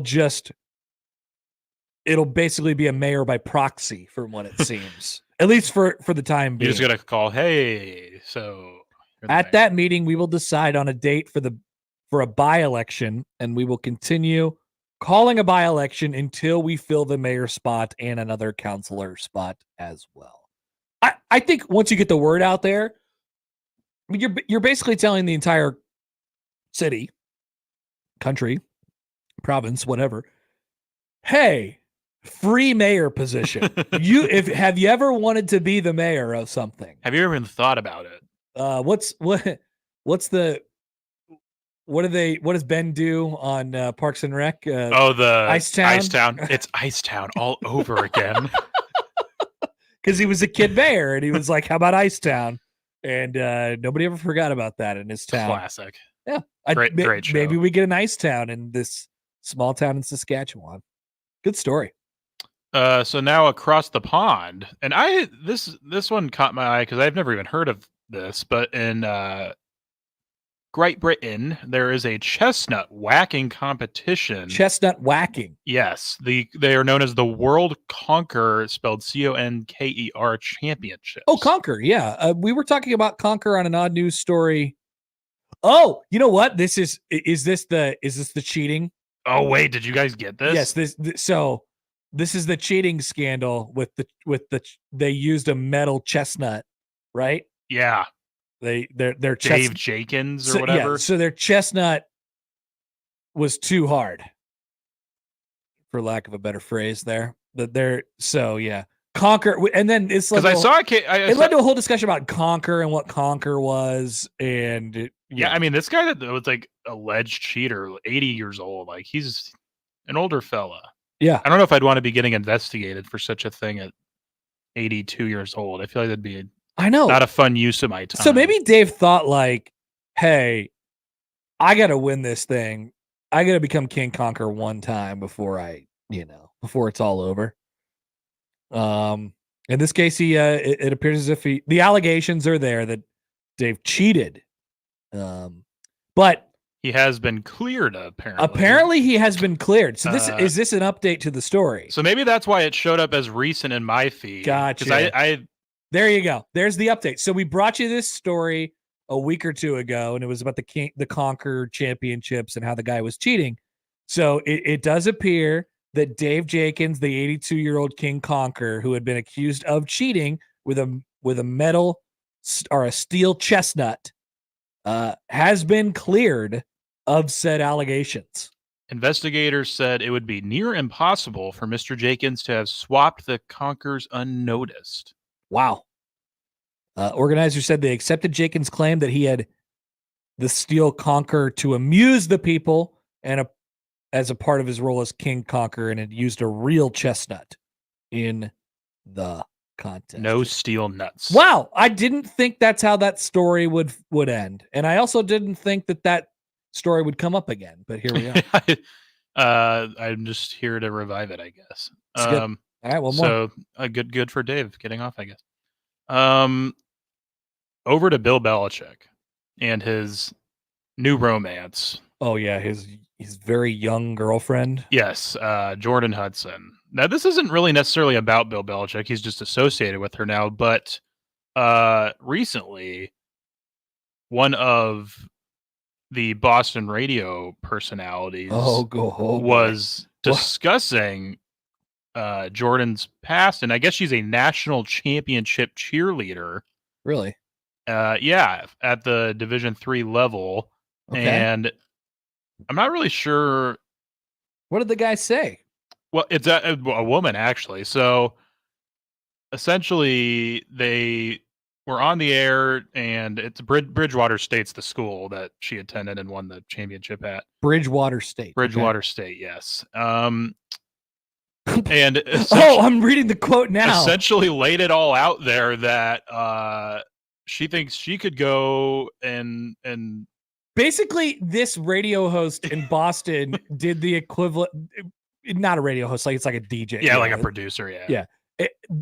Basically, they did the equivalent of me saying that I could land an airplane. Yeah.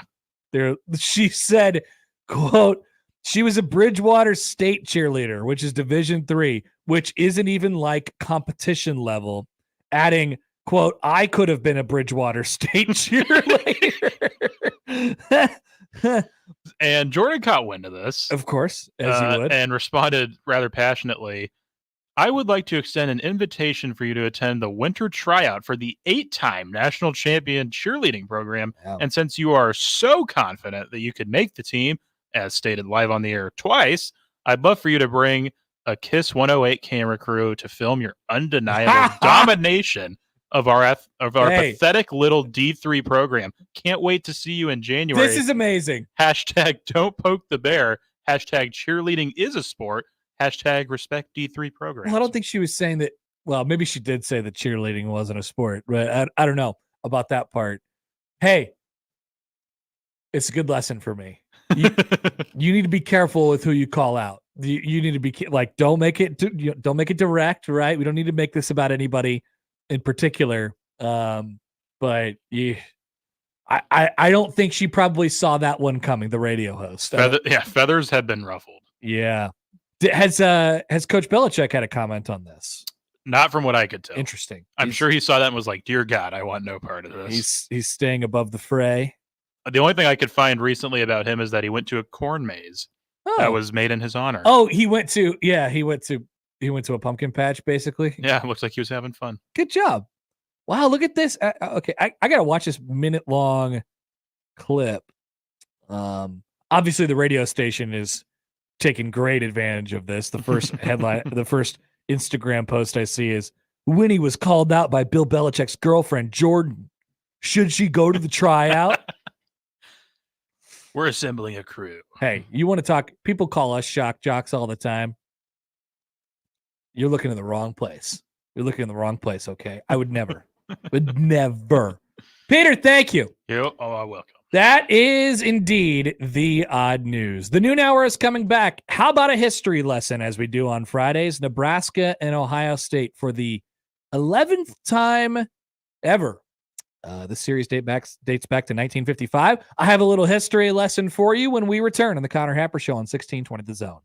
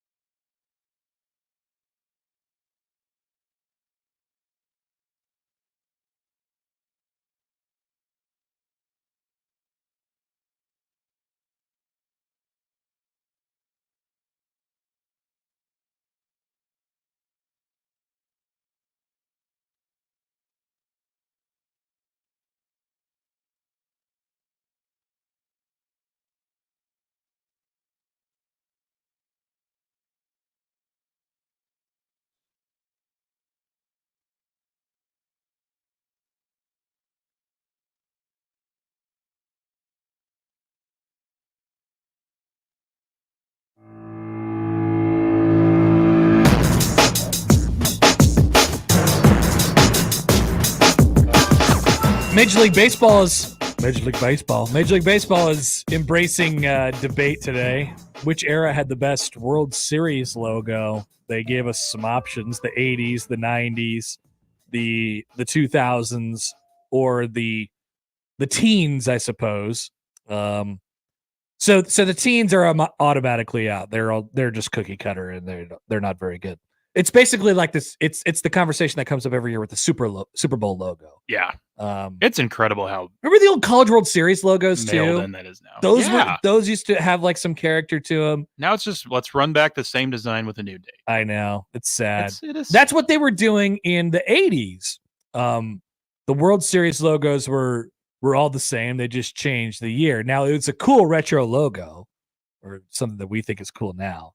But I am always partial. I think as fans, we're always partial to like the time in which we grew up. You know, what did we see like first, and we're nostalgic for that. So the 90s ones are definitely the ones for me. I remember those these. are good. Very good. Out of all the ones that they posted, yeah, I think I might like 2001 the most. 2001 World Series. Don't talk to Josh Peterson about the 2001 World Series. It's his favorite World Series. He remembers everything from it. He remembers Luis Gonzalez. He remembers Scott Brocious. He remembers Byung-Young Kim. So yeah, that's a pretty good one. But I definitely like the logos. It's actually kind of a fun conversation. As the World Series begins tonight in Los Angeles, to be immediately followed, of course, by Rutgers and USC. Cannot wait. All right. Each week, Peter, you haven't filled in on Friday in a while. No. Each week on Friday, we go through a bit of a history lesson. This began the Rutgers week a few weeks ago because we realized that Nebraska and Rutgers had played a game in 1923, I believe it was, at the Polo Grounds. And I went way, way, way deep down the rabbit hole of that game and how it came to be and what happened while I was reading literal newspaper articles from from the New York Times in 1983. It was a lot of fun. I enjoyed it. We did it last week with Indiana. There wasn't a big story on that. I found a couple interesting nuggets as far as Nebraska and Ohio State is concerned. So, series history first. Appreciate our friends over at Winsipedia for always having us covered on all of the matchups. It's one of the best websites and tools that's out there. Ohio State has won 7 in a row in the series, dating back to, of course, Nebraska's lone win, which was October 8th, 2011. Nebraska had their largest comeback in school history. They were down 27-6. Connor Happer was sitting in the student section. He left. He's mildly ashamed of this. He went to Qdoba. He got a burrito. He went back to his house and said, "Oh my God, we won." But was it a good burrito? It was great. Okay, so there we go. It was raining. It was kind of miserable outside. I was like, Nebraska's about to get blown out again. I'm done with this. And that game is also notable because it was the origination point of audio tape 1 from Bo Pelini, where he cursed the fans and various things that we didn't hear about until 2 years later. Nebraska. That was just unfortunate because that was just a brutal, like the first 6 quarters. It's like, is this how the Big Ten's just always going to be for us? Just endless pain. Yeah. So I don't blame you for getting your burrito. Because I believe it was 1 week after Nebraska's first game of the Big Ten when they were slaughtered by Wisconsin on the road with the game day crew there. Tough. I was at that game day. I didn't go to that game, but I was at that game day in Madison. So yeah, that day was not going very well. Braxton Miller is injured. Levante David steals the football away from him. Rex Burkhead gets it moving. Basically a lot of Rex cat and a man by the name of Joe Bowserman comes into the game and starts throwing footballs 70 rows into the stands. And we've loved him ever since. The head coach of Ohio State that day was Luke Fickell. Interestingly enough, they were going through a bit of a transition period. That was Nebraska's 1 win in the series. That is not the game I want to talk about, though. So before these two teams met as conference foes for the first time in that game in 2011 in Lincoln, they met twice in 1956 and 1955. After the game in 2011, Ohio State has won every game since, scoring 63, 62, 56, 36, 48, 52, and 26 points. That is a lot. Nebraska scoring in those games 38-3, 14, 31, 7, 17, 17. There's been 2 mildly competitive games in that span, and all the rest of them were complete and total disasters for Nebraska. So 9-1 all time in the series is Ohio State against Nebraska. These are 2 of the leading the winningest programs in college football history, both of which have 800 plus wins. At least one team has been ranked in all 11 matchups, including this week's game. Ohio State is, of course, number 4 in the country. In 10 out of the 11 matchups, Nebraska has faced an Ohio State team ranked 12th or higher in the AP poll. I believe the only one missing was that 2011 game that Nebraska won, including 9 Buckeye teams that have been ranked in the top 10. So that's right, 9 times in 11 matchups, Ohio State has been a top 10 team, and this game spans back to 1955. But let's go back to that very first game, since this is sort of the tradition. We talked about the first game against Indiana last week. We talked about the first game against Rutgers in 1923 a couple weeks ago. So the first game between these 2 teams came in 1955. 1955. And you could see on the Winsipedia that Ohio State won the game 28-20. But that, of course, lacks the context that is necessary. Let me give you some context. 1955 Ohio State was a very good team. They went 7-2 that year. Nebraska had been a middling program for a little while, even though they had went to the Orange Bowl in the previous season and had lost to Duke. It wasn't that big of an accomplishment. Nebraska had basically been in the neighborhood of 500, trying to find its way under Bill Glassford at the time. 1955 Ohio State they ended up going 7-2 that year. And their only 2 losses were out of conference. They lost to Stanford and Duke. They had went undefeated in the Big Ten. Peter Mann, what happens when you go undefeated in the Big Ten and you win the Big Ten? What happens after that? You go to the Rose Bowl, right? You go to the Rose Bowl. Just for end of season. But this Ohio State team in 1955 knew before the season that they were not allowed to go to the Rose Bowl. Why were they not allowed to go to the Rose Bowl? Were they under sanctions? Did they illegally recruit? Did they pay NIL money or something? What happened? Ahead of the curve in the NIL in 55. Yeah, what happened? Were they paying their players? No, it wasn't any of that. In fact, they really did nothing wrong. They were a victim of their own success. The Big Ten had a rule in place at the time that would not allow teams to go to the Rose Bowl in back-to-back years. Huh. You were not allowed to go to the Rose Bowl in back-to-back years. So what was the alternative? The alternative is that they weren't allowed to go to a bowl game at all that year. Well, that's unfortunate. Because the Big Ten had another rule where only one team was allowed to play in a postseason game. That rule didn't change until 1975. So it was an all-or-nothing rule for the Big Ten. They said, we're sending one team to the postseason. It's the Rose Bowl, and it can't be the same team we sent last year. You cannot be good 2 years in a row. That is exactly right. Bad. These rules amazingly weren't abolished in the conference until the early to mid 70s. That's insane. The Big Ten abolished the back-to-back Rose Bowl rule in 1972, and they didn't change their all-or-nothing postseason rule until 1975.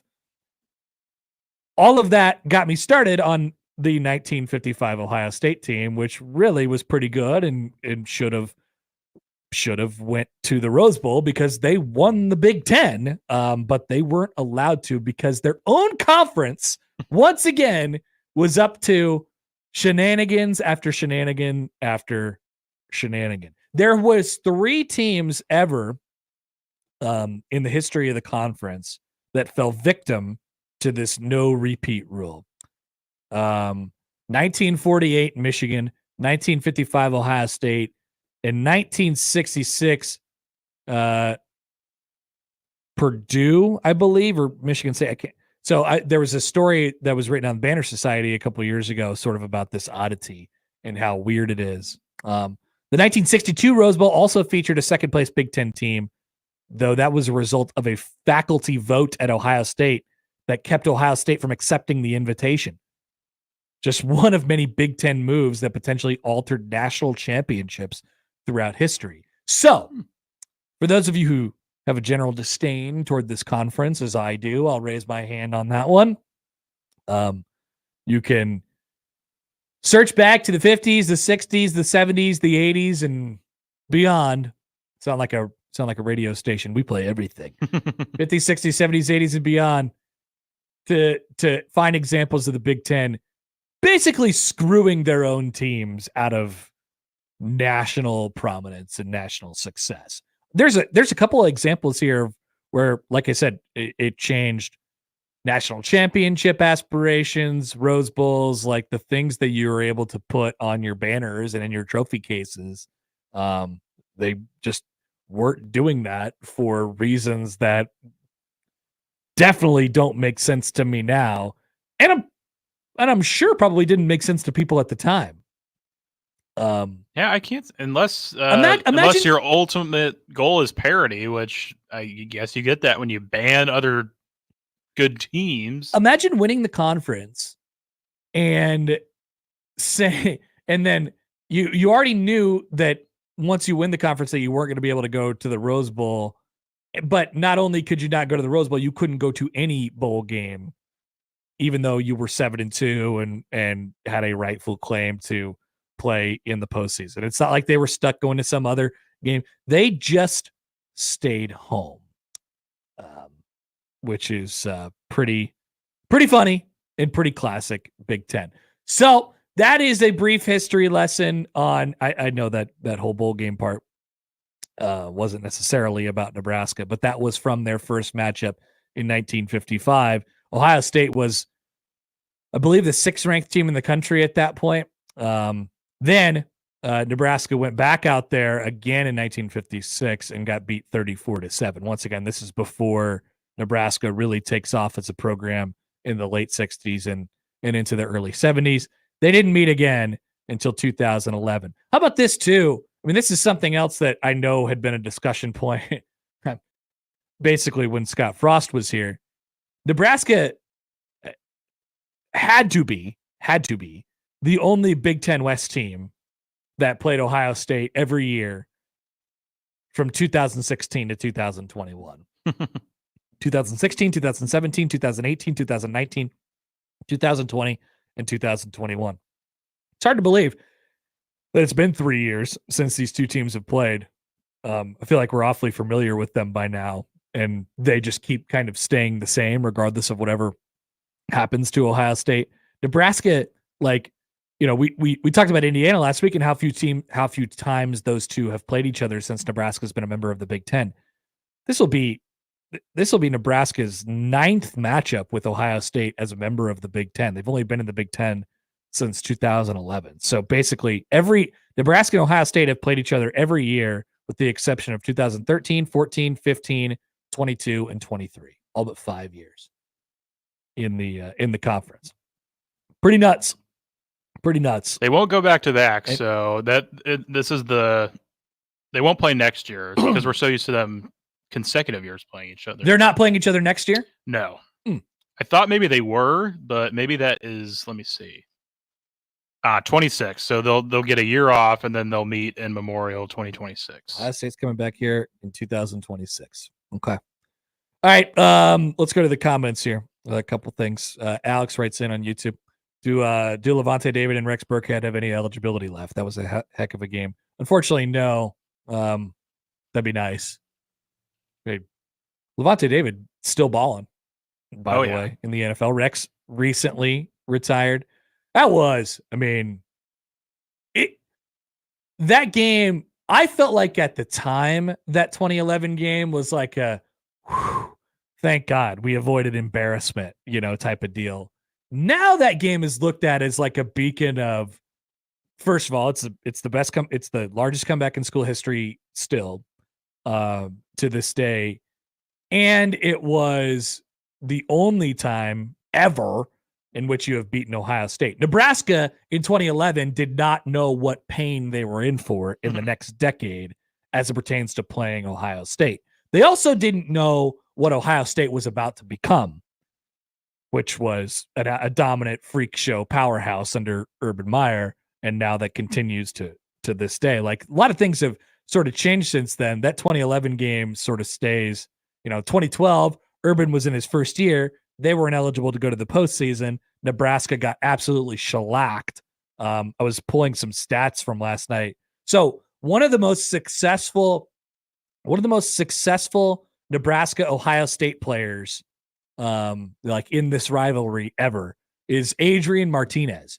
Adrian Martinez played this game 4 times. I feel horrible for him.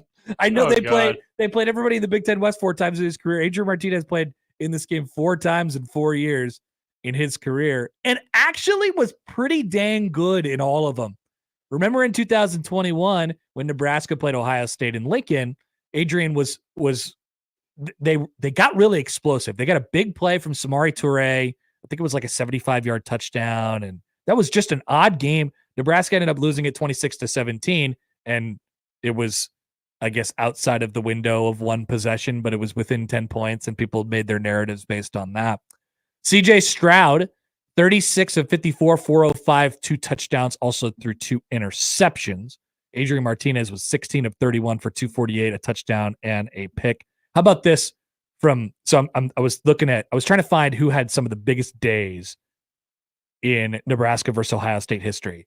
This is probably the best individual game that anybody has played in the history of this game.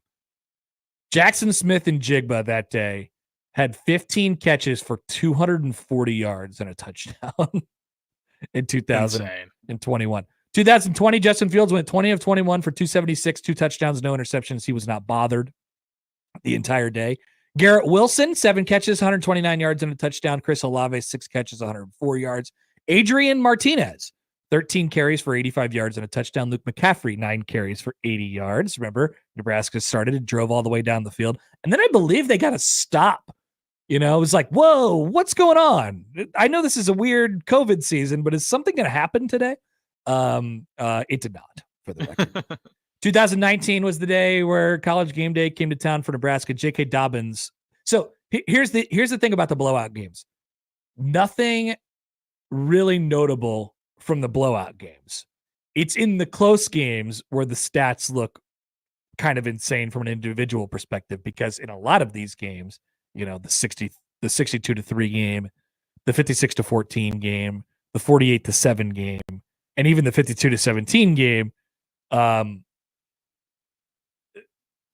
Ohio State lets off the gas a little bit. 2019 in the game day game, J.K. Dobbins, 24 carries for 177 yards. Adrian Martinez, 15 carries for 81 yards. 2018, this game was close, right? But J.K. Dobbins had 23 carries for 163 yards and 3 touchdowns. Adrian Martinez made a gaffe or 2 that day, but really hung in there. Ended up having 20 carries for 72 yards and 2 touchdowns. Also threw for over 200 in that game. Also notable from this game in 2017. I believe this is... Oh, no, this record has been broken now by Trey Palmer. But the all-time single game receiving mark, I believe, was set by J.D. Spielman in the game in 2017. 11 catches for 200 yards for J.D. Spielman. J.K. Dobbins in that game where Ohio State was hot knife through butter on Nebraska. 12 carries for 106 yards. 2016, when Nebraska got smashed 62-3, Curtis Samuel had 8 catches for 137 yards and 2 touchdowns. There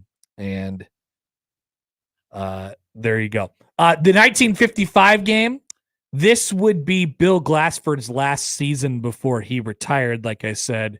And eventually Nebraska made its way to Bob Devaney in the 60s. Almost a monumental win for the program, for a program that was viewed to really, they weren't able to get things off the ground for a very, very long time, and almost did so that day and was not able to do it. Okay. Anyway, back to the comments. Jacob says the Big 8 had the same rules for the Orange Bowl, according to my dad. God, interesting. I just didn't know about it. I was not aware of that at all. CJ writes in about this game coming up on Saturday. I really wish we could just forfeit the game. Anyone thinking we will play a competitive game is living in a fantasy world. It's going to be a complete bloodbath and yet another national embarrassment. Jeez, CJ.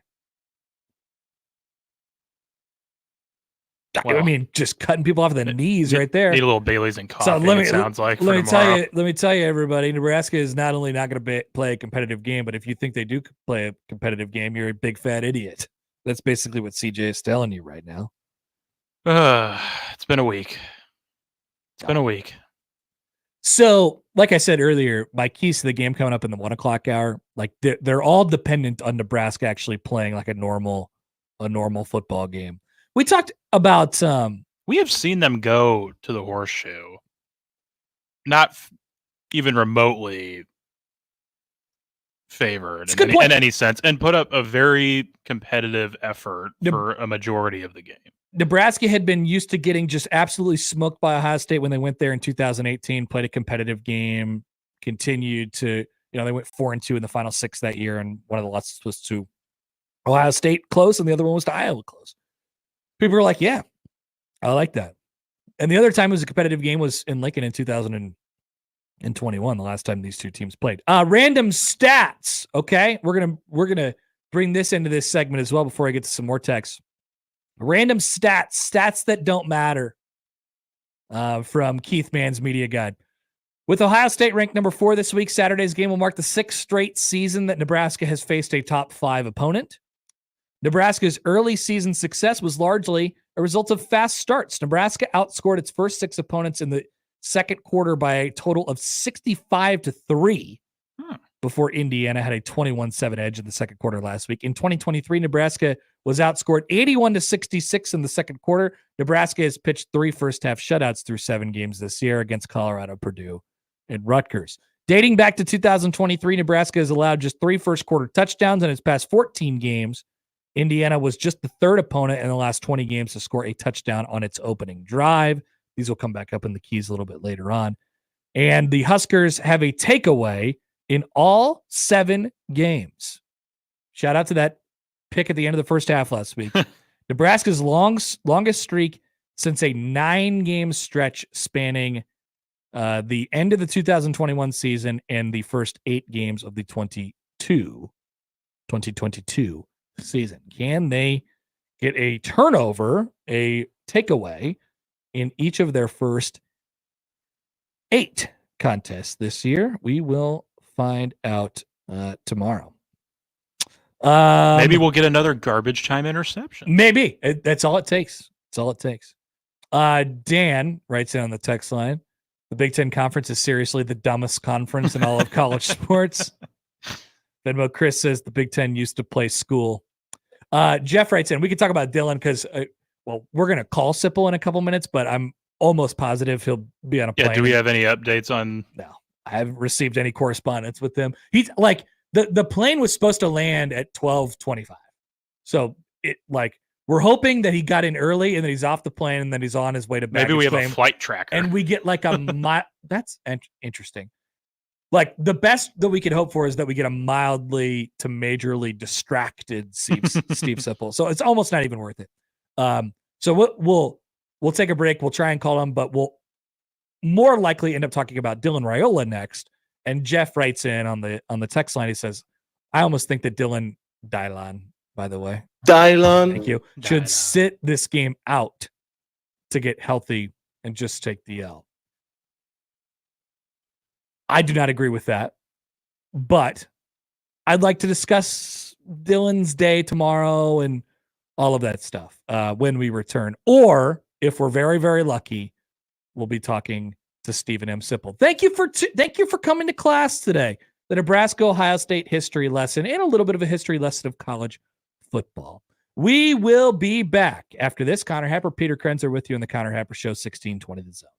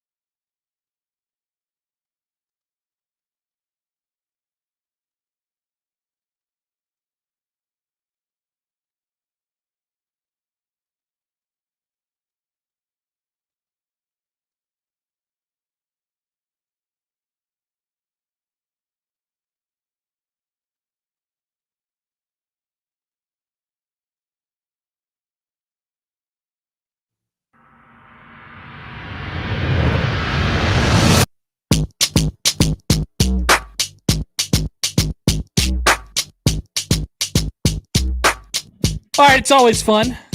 Just trying to connect with my dear friend Stephen M. So we knew that this was going to be a challenge, and so we had low expectations. When Robin told us on Wednesday that their flight landed at literally like minutes ago. You'll be I'll be happy to report that the Husker Online crew has safely arrived in Columbus, but it's not going to work. I will read you a brief back and forth that my dear friend Stephen M. Sipple and I have had within the last 3 minutes. Are you available? It's not going to work. Sad face emoji. And I said, well, I understand. I knew we were cutting it close. And he said, just landed in Columbus and have long taxi and phone is almost dead. Oh, no. You could have charged it on the... So those planes have outlets now, I think. I was just like, okay, it's fine. Safe travels. And then he said, travel, facepalm emoji, thank you, prayer emoji. That's and that is the extent of our correspondence. That's it. That's what we got. I did briefly do a Did little you flight track him? I did briefly flight track. just to see if we could get ahead of it. That's okay. It was always going to be hard. But here we are. Luckily, we have made it though. We have backup. Yeah, they're there. They're there. Our keys and picks coming up in the 1:00 hour. And once again, I still can't wait to hear Josh's pick, which we will have. A couple emails from you all first. Here's Bullet Point Bob. He writes in Cone. It's Cone. He's been going with both lately. He says the upside of Nebraska forfeiting against Ohio State is that the game gets recorded as a 1-0 loss for Nebraska. So only losing the Ohio State by 1 tomorrow would look really good on the schedule. The downside of forfeiting is that I won't be able to watch back-to-back ass whippings, and those can be fun to watch sometimes, especially with the ensuing meltdown. Bob likes to just watch the world burn. John emails in, keys to the game. One big key to the game for Nebraska being competitive against Ohio State is that is if Glenn Thomas would take over play calling duty full time. Also, an email from Jim just now. Did Sipple remember his luggage? Unclear. We did not get that far. Unclear, but they're working through the travel. Obviously. Jeff Wright wrote in before on Twitter. I really hope you're able to speak with Sipple flustered and out of breath. Sipple would be magical. Can't wait. Yeah, not gonna work. Not gonna work today. Okay, so let's talk about Dylan Raiola. Brandon tweets into the to at Connor Happer on the JTech Constructions on Twitter feed. Do you think Dylon? Hold on, I'll get my Dylon. Do you think Dylon will get a chorus of boos from the Ohio State fan base for his past flirtation with Ohio State? Well, there was a relationship there. He was committed to Ohio State for a period of time after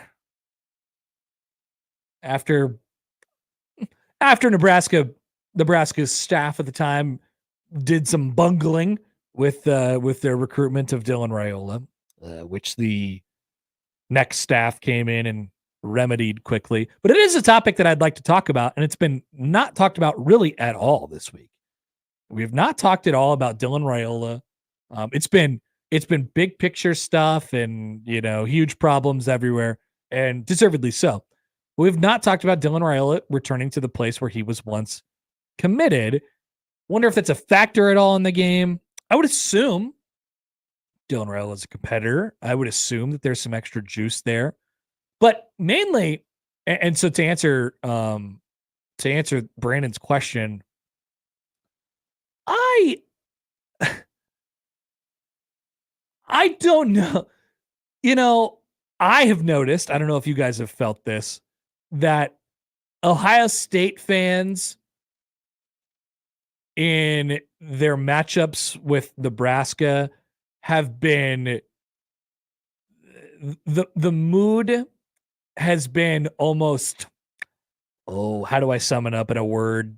Peter, I'd say pity is maybe like they don't seem to be reveling in Nebraska's decade of darkness. They don't seem to be reveling. I was gonna bring up the point that maybe it'd be different if he's walking into the Horseshoe for a game with the Bulldogs, but right. Good point. Like if he has a Georgia uniform on, this looks a little bit different. So I've noticed this over the last several matchups. I think Ohio State feels toward Nebraska like an element of sadness. It's the handshake meme in the sense that they're historical programs, and I think if you ask Ohio State fan right now, they'll tell you, boy, man, I just wish Nebraska could kind of figure it out. Would that actually be the case if Nebraska did figure it out and they would say, oh, well, I'm glad you guys are back? Probably not, right? But you get to act a certain way when you are the king of the castle, and they do. John writes in, he says dismissive. Yeah. But I always feel like there's an element of sadness there too. Like, oh, those poor guys, just not going well. It doesn't help that every time Nebraska's playing Ohio State, Nebraska's going through some sort of existential crisis, as they are yet again this year. Didn't think we were going to be in that vicinity, but indeed we are right here. So what does that mean for Dylan Raiola? And what does that mean for Nebraska? Even in the two games, just going back to that idea, even in the two games in the last decade or so where Nebraska sort of competed in the game, I felt like it still was kind of swatted away. This is like the Fly episode of college football. Ohio State just goes, it's kind of annoying, right?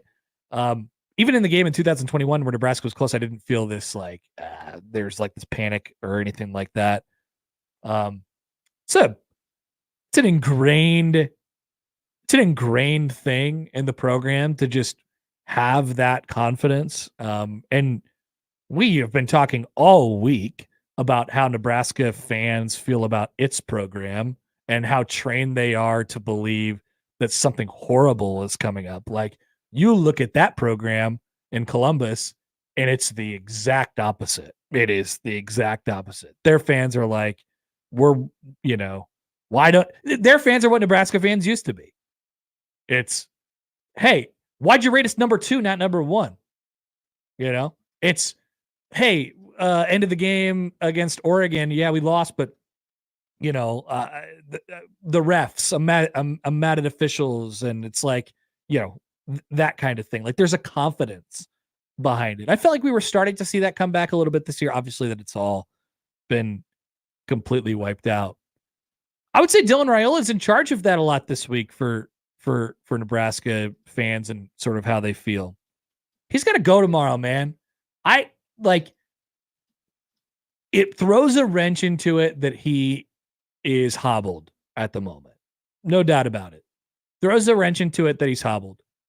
But I want to make this really clear. Like, he has been missing things. And maybe it's because he's hurt. But he has been tentative. And maybe the excuse making for him would go along the lines of, well, he's been tentative because he's been taught and told to not turn the football over. And now he's got a whole bunch, he doesn't have a run game and he's got an offense that's sort of just imploding and crumbling, in on itself at the moment. And that's all fair.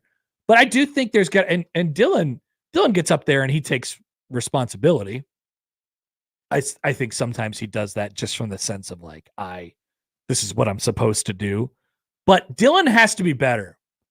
Dylan Raiola has to be better.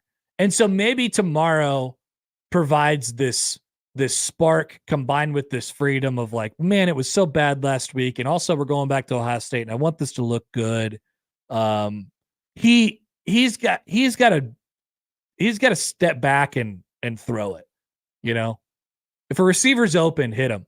A lot of this has been pinned on the wide receivers for Nebraska and how they're not open and how they can't block and all this stuff. And I would agree with you that it's lacked. But there have been throws that Dylan Raiola has just refused to make over the last couple of weeks out of fear of turning the football over and whatever it might be. And then I don't know. I don't count some of the things that happened in last week's game just because it got so wildly out of control. Dylan Raiola's got to he's got to play confidently, you know.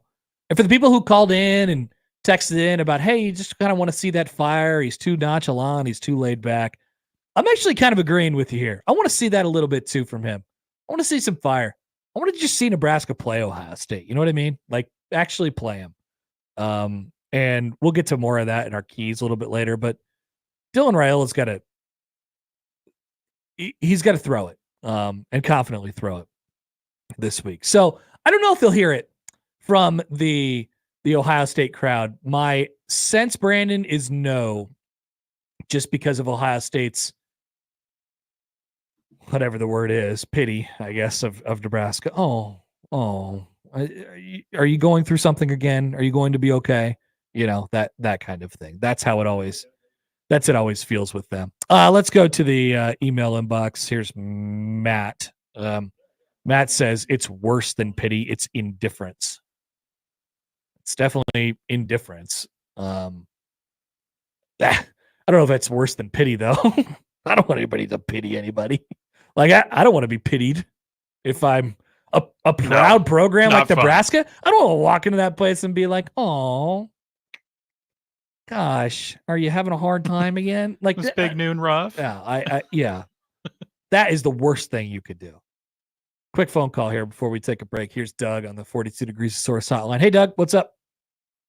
Hey, Connor. Hey, I agree 100%. It would be nice to see him just go out there and sling it and, win or lose. But, going forward, I think Mike Sevier, another 1620, the Zone host, said, Stat has never had a better than 50 ranking offense under his control. So the argument that he, needs the right tools is kind of like debunked in my mind.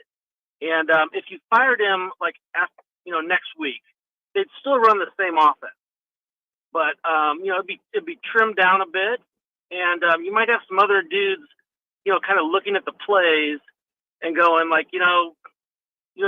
they kind of would simplify the playbook and say this never worked. I don't know why Stat did that. And then the other observation is they can script the first couple of drives with Stat, but once they get down to crunch time, if it ever happens against Ohio State, haha. But he's the guy who's going to make the call. In the late second quarter, third quarter, fourth, he's the guy who's going to have that decision, and he's proven he just can't. So I'd love to see Dylan or Dylon. I call him Dylon now. Thank you guys. You're welcome, Doug. Yeah, I'd love to see him light it up or just take some risks for God's sake. Yeah, I'm with you. Thanks for the call. I appreciate it. Yeah, Satterfield. We could talk about him, I guess, coming back, but I guess the case that I would make, I think they're going to have a decision to make. Now we'll see how the rest of the year plays out. We'll see what happens here, but it's a struggle on offense. They need to get on the same page. But to Doug's argument of, hey, if we simplify something, why do you have to why do you have to fire the guy to simplify? Just simplify. You have a head coach, he tells that guy to simplify. If that's what you feel like you need to do, then do that. You don't need to kick the guy out just to do it. Maybe it's just going to take a little kick in the butt in getting people on the same page. That's kind of that's the idea, or at least that's the first thing you do. And then you sort of go from there. All right. We will return. Anything else from you guys? Of course, we'll get to our keys coming up here in just a few minutes. We'll be back after this on the Connor Happer Show, 1620 The Zone.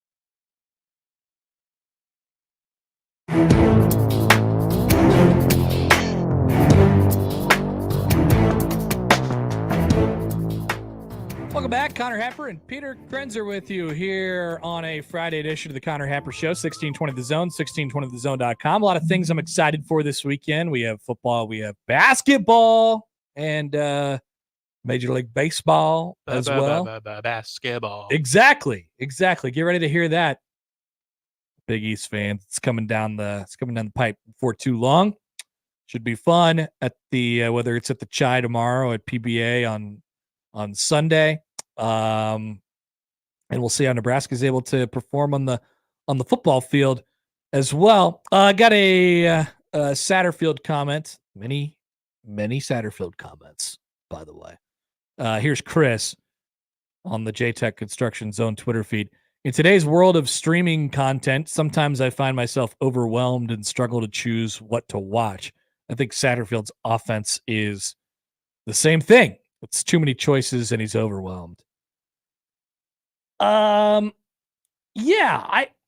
I think they're trying. Here's my opinion. Maybe this is a version of that.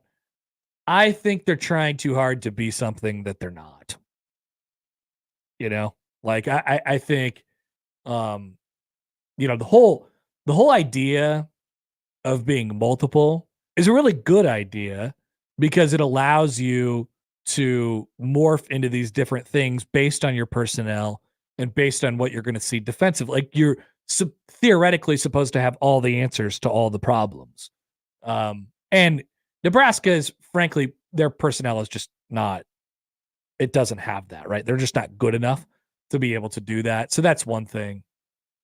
But the opposite side of that, the downside, the other side of that coin, if there are multiple on offense, it means you're not one thing. Like Nebraska has to be good at one thing first, and then a second thing, and then a third thing, and then a fourth thing, right? And then you could be multiple, right? But the plate, to go back to the streaming comp that Chris made, like the plate just seems a little bit too full. The menu's a little bit too big at this point. So Nebraska's got to find something that it could do. And maybe the answer that it can't, maybe the answer is that they can't do anything. That's a bad result. And I don't believe it to be true because I think they have a halfway decent offensive line. I think they have good wide receivers who have struggled recently. I think they have a really, really good quarterback who has struggled recently. That should be enough to be able to get something done, right? So I don't think that's the answer. I don't think the answer is just they can't do anything. They stink at everything.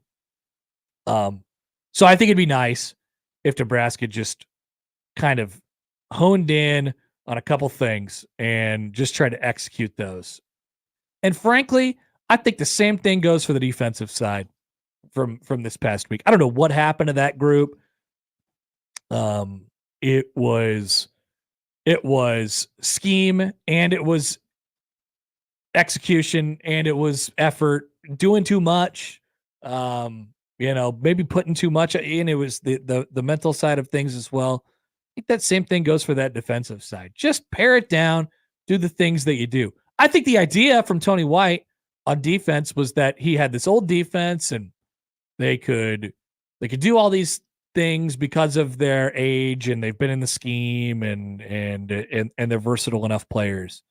But I think what we probably realize now is that they can't handle it.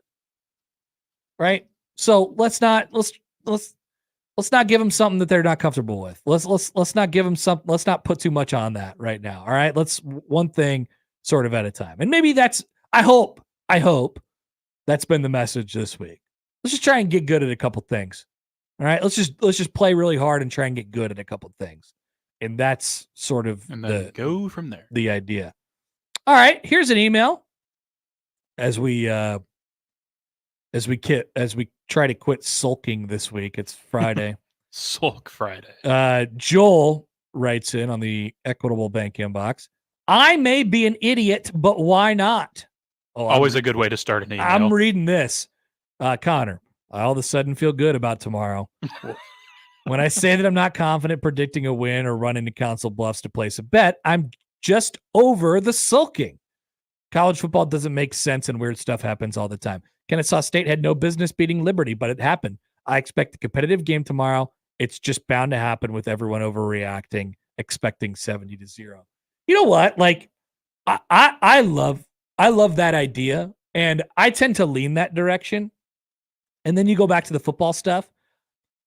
The key in the thought process, if you think Joel is crazy, would be that you think that what you saw last week from Nebraska is what they are. And I don't believe that. I don't think that's what they are. I don't think it was like, I think it's too simple to call it a fluke and not a big deal and just move on. Like that's too simple-minded. But I don't think that's who they are. But I don't know who they are. I don't know. And it's too hard to expect something of what they can be at this point. I mean, I thought BC made a really good point. Nebraska played what turned out to be a really dangerous offensive team in Colorado in the second week of the season. They blitzed the hell out of them. They played not like literally blitz, but like they attacked, right? They were confident and they played like they knew they were going to win. They haven't done that really since then. And so maybe Nebraska can cut loose and let it go tomorrow. Our keys to the game are coming up after this. We have many things to dive into. And yes, all of the keys assume that Nebraska doesn't play like complete idiots. Also, we will have Josh's prediction and my predictions all coming up in the 1 o'clock hour. It's a Friday edition of the Connor Happer Show on 1620 The Zone.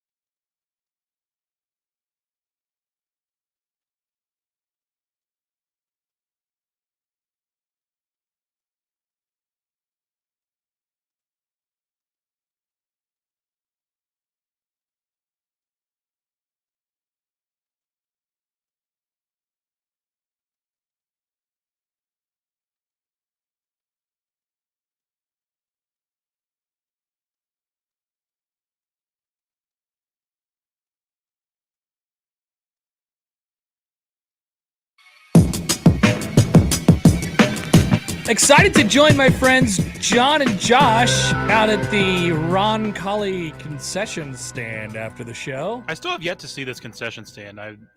It's pretty magical stuff. I don't have time this afternoon because of other events around here, but yeah, we get a lot of stuff I would like to make it at some point. I walked out of the studio, which I usually don't leave the comfort of this studio during the 4 hours of the show unless I have to go to the bathroom, but I did. And there's just quite the hustle and bustle about the place. There's a lot happening. Do you feel left out? Because Peter, you're usually in the heart of all of that. Yeah, I'm doing a little bit of a different role today, but I'm just sitting in here with me. I will not be boots on the ground at the big Taylor Swift party later. So what is the can you tell me about this? What's the Taylor Swift party? I felt bad asking.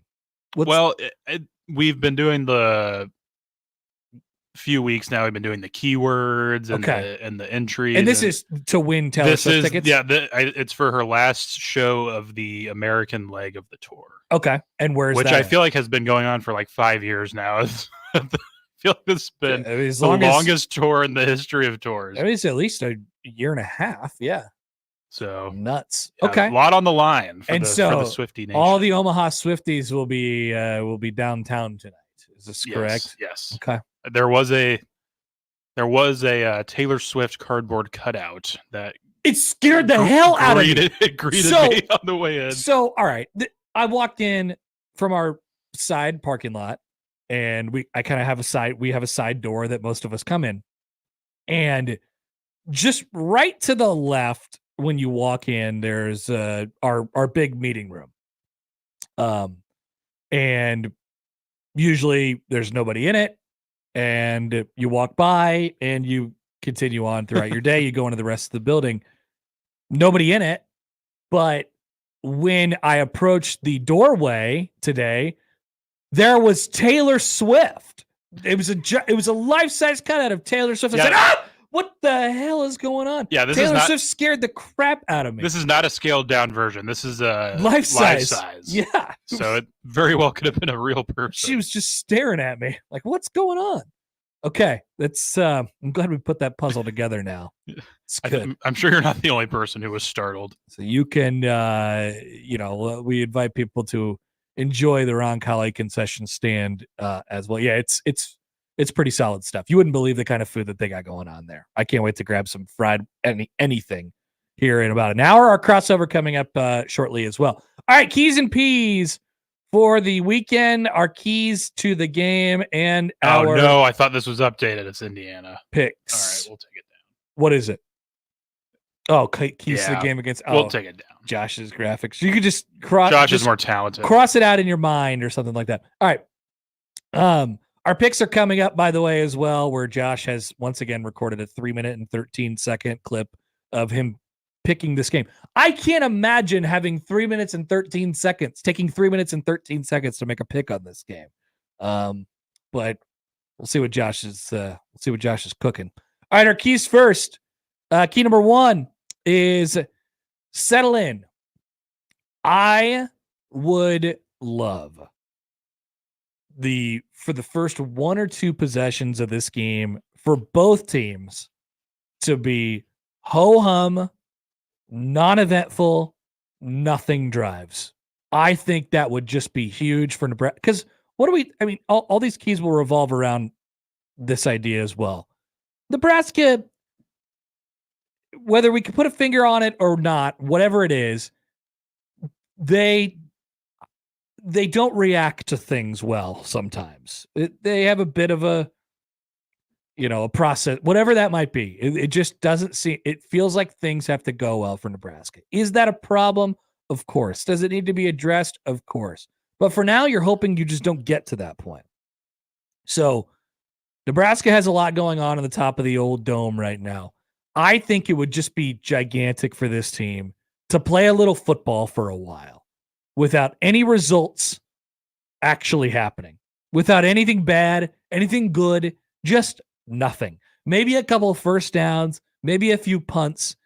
Maybe then, if this game is 0-0 after the first quarter, if this game is 7-7, 3-3 after the first 10 minutes, 15 minutes of the game into the second quarter, maybe then they'll believe it, right? Maybe then Matt Rule brings him in.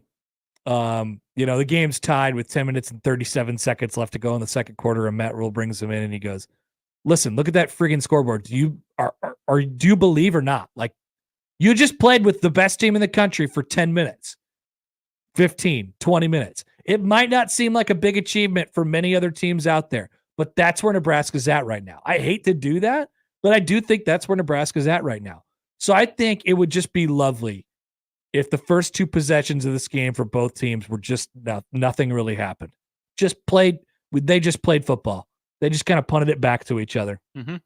And that's a dream start, I guess, for Nebraska. Key number 2. This one's about Dylan Raiola a little bit. I'm going to call it kid gloves. Remember how Matt Rule at the beginning of the season said that they're going to just put all the things on Dylan Raiola's plate? I think now is the time to take some off. I don't think it was their intention to say we're going to put too much on his plate and we're going to, because he could do all these things. And we sort of liked that idea at the beginning of the year. But the main point of what Rule said was, we're not going to do this thing where we manufacture stuff for him. We're not going to do this thing to get him easy throws so he feels comfortable and this manufactured sort of confidence. I now think Nebraska should manufacture some confidence. I think that if it doesn't come within the real results of the game, then I think you need to make it up. I think you need to actually manufacture some of this right now. So we're talking about easy throws on timing routes where Dylan Raiola could just take his drop back, step up, and throw the football, at least early. Now, in order for that to happen, Nebraska has to execute the simple. They have to have a guy get open, right? That's been a challenge at times as well. But you can make it easier on these guys, and specifically on Dylan. There have been way too many long developing plays with long developing routes, with complicated reads, complicated options. I'm not saying that Dylan can't handle that. But what I am saying is I don't trust him to handle it right now. And they're different things. So Nebraska, get good at the simple stuff. Get good at the simple stuff in the pass game. You absolutely have players that can do that. That is not an excuse that Nebraska could use. I hate how the talent conversation came up this week with a portion of the fan base. Nebraska has players that can execute simple. They can. Everybody in the world does. Texter or emailer earlier used Kennesaw State against Liberty as an example. It doesn't take being talented to be able to execute the things that you do. No matter how much better the team across from you is. Doesn't mean it's not going to be harder, but Nebraska has players that they've recruited that are capable. Like we go into this game and it's like, oh, well, there you have first round draft picks, so we got nobodies, all the time. And people hear that and it's like, it's true, but it's not like it's peewee football here against a high school team. It is college football players, Division I college football players, Power 5 football players, some of which who have played at a higher level than what they're playing right now. Nebraska has players who are capable of doing simple things. They just have to get them to do it. Little kid gloves. Get them started. A little bit of a jump start. I talked about jumper cables yesterday. That wouldn't be the worst thing in the world. And then the third and final one is called, Peter, did you ever see the movie Downsizing? It's on my list, but I haven't seen it before. So what I'm told is that movie sucked. I haven't heard great things. Right. But it had Matt Damon, and it was in Omaha for some of it, right? I don't know. I never actually saw it. I wanted to see it, but I never saw it. Is that Alexander Payne? Did he it make is. that? So yeah, Omaha guy. It is. Yeah, Omaha guy. Downsizing is my third key. Ohio State is 5th in the country in offensive points per drive. Don't ask Marcus Satterfield about that. Offensive points per drive, 4.19. They're only behind these teams in points per drive on offense: Miami, Navy, Indiana, and Army. So no team, very few teams score on more of their possessions than Ohio State does. Navy and Army are in there because they don't have any possessions. They have like 4 possessions a game and they score on all of them, and then that's it. Right? Indiana's a high-powered offense. Miami's a high-powered offense. Ohio State's a high-powered offense. When they have the ball, they are scoring. So, what does downsizing have to do with this? Don't let them have the ball. What you're doing is you're shrinking the game. You're downsizing the game. Nebraska cannot be depended on to get points out of their drives. Nebraska is at 2.27 points per drive. It's not bad. It's 63rd in the country. It's middle of the pack, but it's obviously not as high-powered as Ohio State. You are going to have to steal minutes away from this game. Minutes, right? And by stealing minutes, you're stealing possessions. Grab a turnover and then be like a chicken and then just sit on the football. Plop down and sit on that thing. And in order for Nebraska to do that, they have to, like, it's easier said than done. In order for Nebraska to do that, they have to run it a little bit. They have to extend drives, but that's the key to this one. You have to shorten this thing as much as you possibly can. Iowa and Ohio State was 7-0 at halftime, right? Can Nebraska do that? Can Nebraska tighten it up? That much in the first half? And would you feel good about that? I kind of would. An offshoot to this key, bonus key, basically. Bonus. You have to manage this game really well. If you're going to win it, you have to manage this game really well from a time perspective. So you have to know when to push and pull the gas, right? This we're talking about tempo on offense. We're talking about aggression on defense. You have to know when to push and pull that gas pedal. And importantly, if Nebraska's in it when it comes up to this point, you can't screw up the middle 8. Everyone always talks about the middle 8. We're going to talk about the middle 8. It's important if Nebraska's in this game. If Nebraska receives the opening kickoff, then they squat on the ball for a little while. They know they're not going to get the ball to start the third quarter.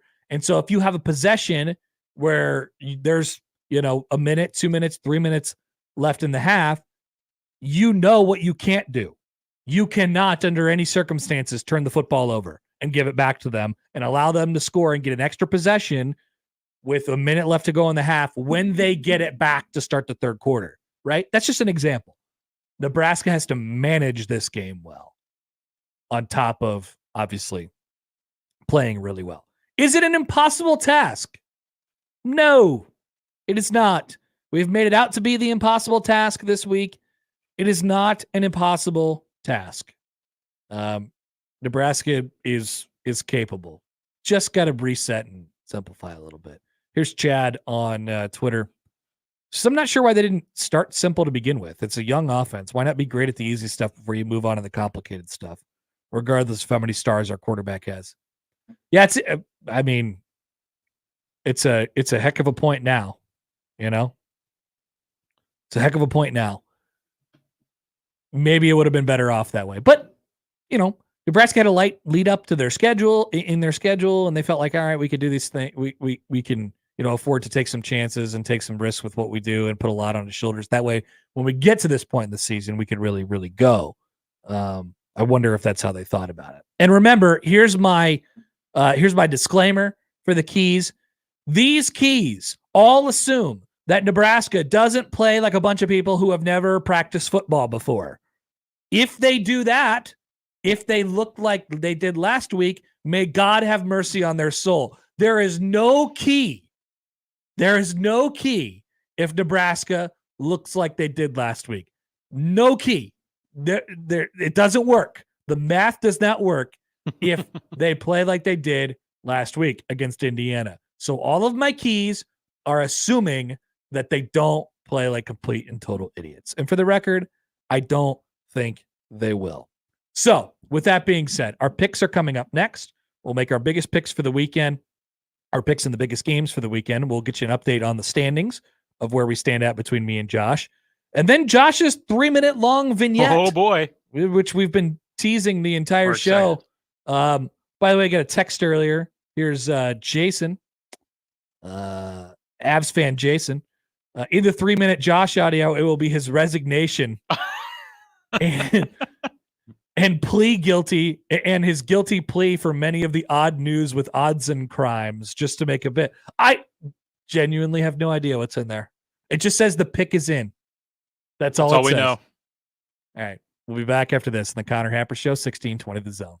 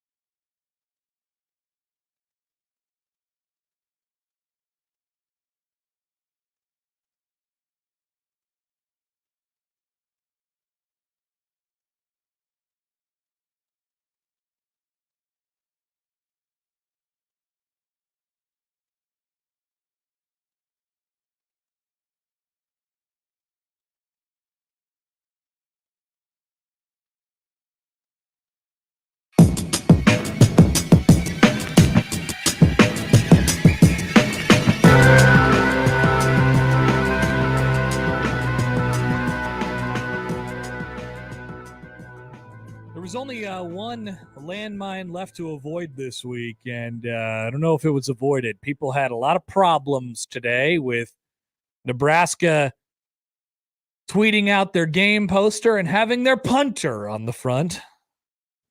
I don't care personally, but I don't know. We like reasons to freak out. One of my favorite parts of playing Ohio State every time it happens for Nebraska is you get to watch their and I don't know if people are interested in this at all, but every week Ohio State puts out a really, really highly produced game trailer. It's basically a hype video. They did for this week, and they're just like, there's just a lot of, it's usually the main portion of the video is the strength and conditioning trainer absolutely screaming at everybody. And that's what this was.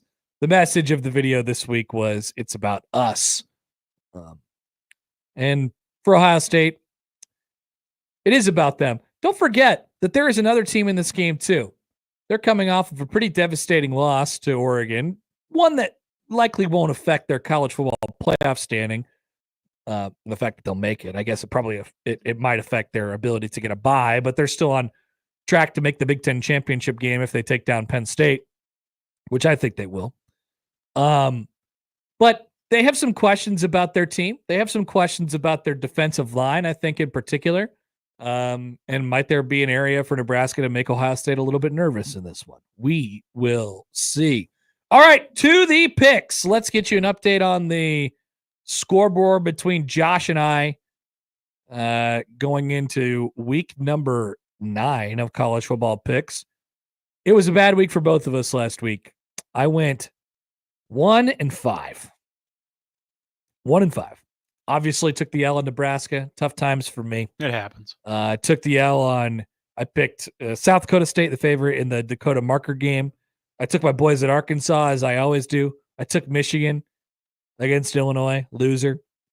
I took Alabama to get off the schneid against Tennessee, loser. I only called Georgia beating Texas last week. Josh had 2 wins. He thought LSU would cover against Arkansas. They did. He thought Tennessee would cover against Alabama, and they did. The rest of them were losses for both of us, bringing our season total against the spread. Once again, we picked the biggest 5 college football games of the weekend and the Nebraska game, so either 5 or 6 games per week, usually 6. We are both 24 and 23 at this moment against neck and neck. The spread. Yes, it's been a battle so far this year, and we continue today. I have Josh's picks. Do you want to be? You have them, right? Yes. You want to be Josh's proxy? Sure. All right. Josh's proxy is Peterman. We're tied, but I believe I was most recently in the lead, so I'll pick first. Our first game is number 12 Notre Dame, who's a 13.5-point favorite at number 24 Navy. This game will be at MetLife Stadium in Jersey. New Jersey. 11 a.m. on ABC. Peter, I think this is like, I always get a little bit skeptical of myself when I see low-hanging fruit out there, when I see things that are like, man, boy, this is just too obvious. What am I missing? This is an easy Navy pick for me. Oh, yeah. An easy Navy pick, and it appears as if Josh agrees. Yep, he does. Josh does indeed. He's going with the midshipman. Yeah, Navy seems easy to me. Like, beating Navy by 14 points, especially when they're good, which they are, like, that's like beating a normal team by 30. Like, they're just going to sit on the ball. At 14 is so many. Navy and Army at the end of the year is becoming one of my more anticipated games. It's going to be a lot of fun. It's going to be awesome. Give us both Navy to start the day tomorrow on ABC. And speaking of low-hanging fruit, I don't know about this. I mean, let's hear what you have to say. Okay. Number 20, Illinois, is coming off of their win against Michigan, and their reward is to go to Eugene to take on the number 1 Oregon Ducks, who are a 21.5-point favorite tomorrow at 2:30 on CBS. Okay, Josh Proxy, what do you think? As Josh's proxy, he's going with the Ducks. What about you as a human being? But then me, Peter. Yes. I would go the other way because I would too. I think this is, and when I was listening to USC yesterday and John found out that this was the spread, he's like, What? It seems way big to me. That was also my reaction. It seems much larger than I thought it would The be. curiosity here, I guess, is Illinois' defense, which obviously was pretty good against Michigan last week. I don't think that's necessarily a performance to write home about. It's smaller. It has to scheme some things. Oregon is a physical monster, that kind of team.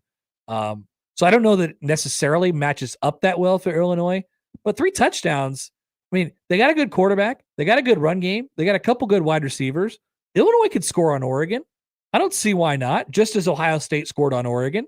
I'm with you, man. I think this is an Illinois cover in Eugene tomorrow afternoon. Then we head to Nashville, where we find number 5 Texas coming off of a loss to Georgia, in which we discovered that guy with all that hair and all the people who threw stuff on the field. Number 5 Texas is an 18.5-point favorite at number 25 Vanderbilt. This game starts at 3:15 tomorrow. Why? Because it's on the SEC network and nobody can watch it. Texas is an 18.5-point favorite. Once again, surprised to see the number. I know Vanderbilt's been up and down this year, but they've kind of showed that they kind of show up in big games. Diego Pavia seems like that kind of guy.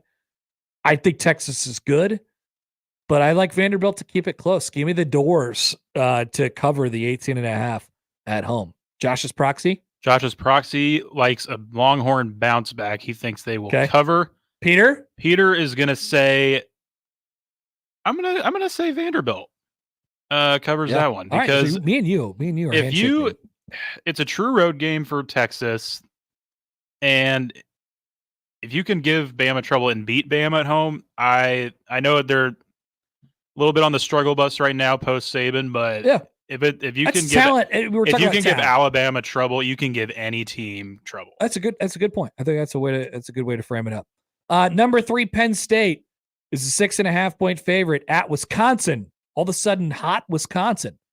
What's Wisconsin done over the last 3 weeks? They've bludgeoned everybody that they've played, whether it be Rutgers, Northwestern, or Purdue.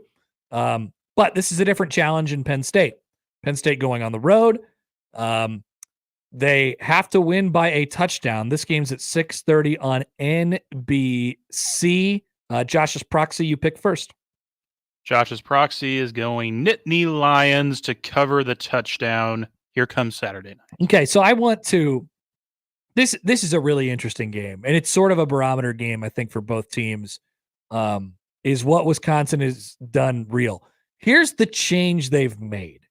They have recommitted themselves to the run, a Wisconsin staple, but they're doing it in a different way. They're doing it obviously in a little bit more spread out way. They have put together some really, really nice running games over the last couple of weeks, and obviously their defense has been good against some pretty putrid offenses. Give me the Badgers to cover the 6.5 at home and potentially win the football game at Camp Randall tomorrow night. I'm excited to watch this one. This will be fun. That is a good one. Then a top 15 game.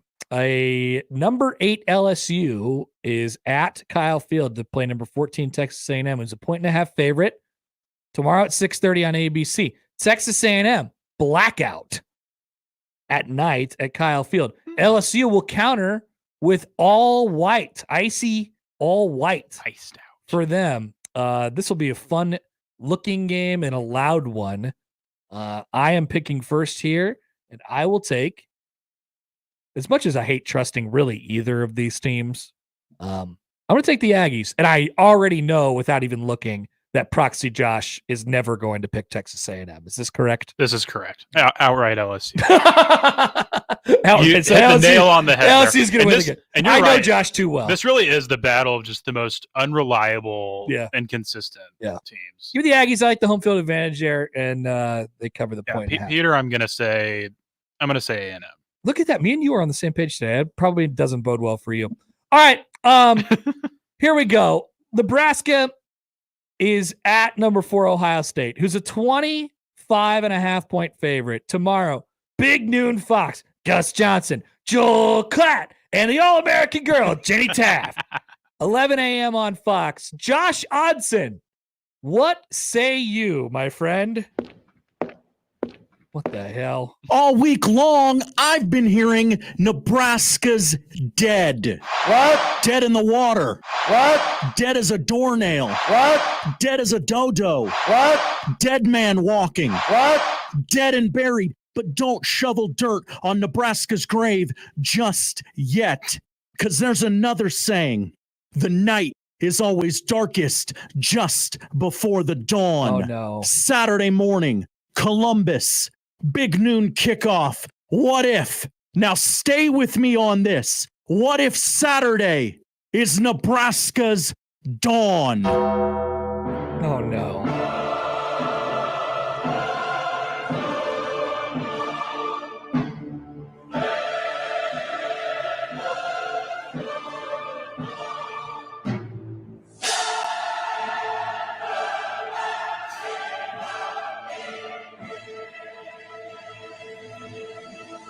You say there isn't a chance in hell. I say we bring hell to Columbus. Nebraska isn't some new guy on the block. Remember who you are, Huskers. 922 wins all time. 5 natties. 7 we don't even bother claiming. 3 Heismans chilling back at the crib. I think some of you need a reminder. Yeah, times are tough, but what do Nebraskans do when things get tough? I don't know. We fight. Yeah. We pull ourselves up by our bootstraps. Oh, yeah. We outwork the other guy. You hear that? Getting close.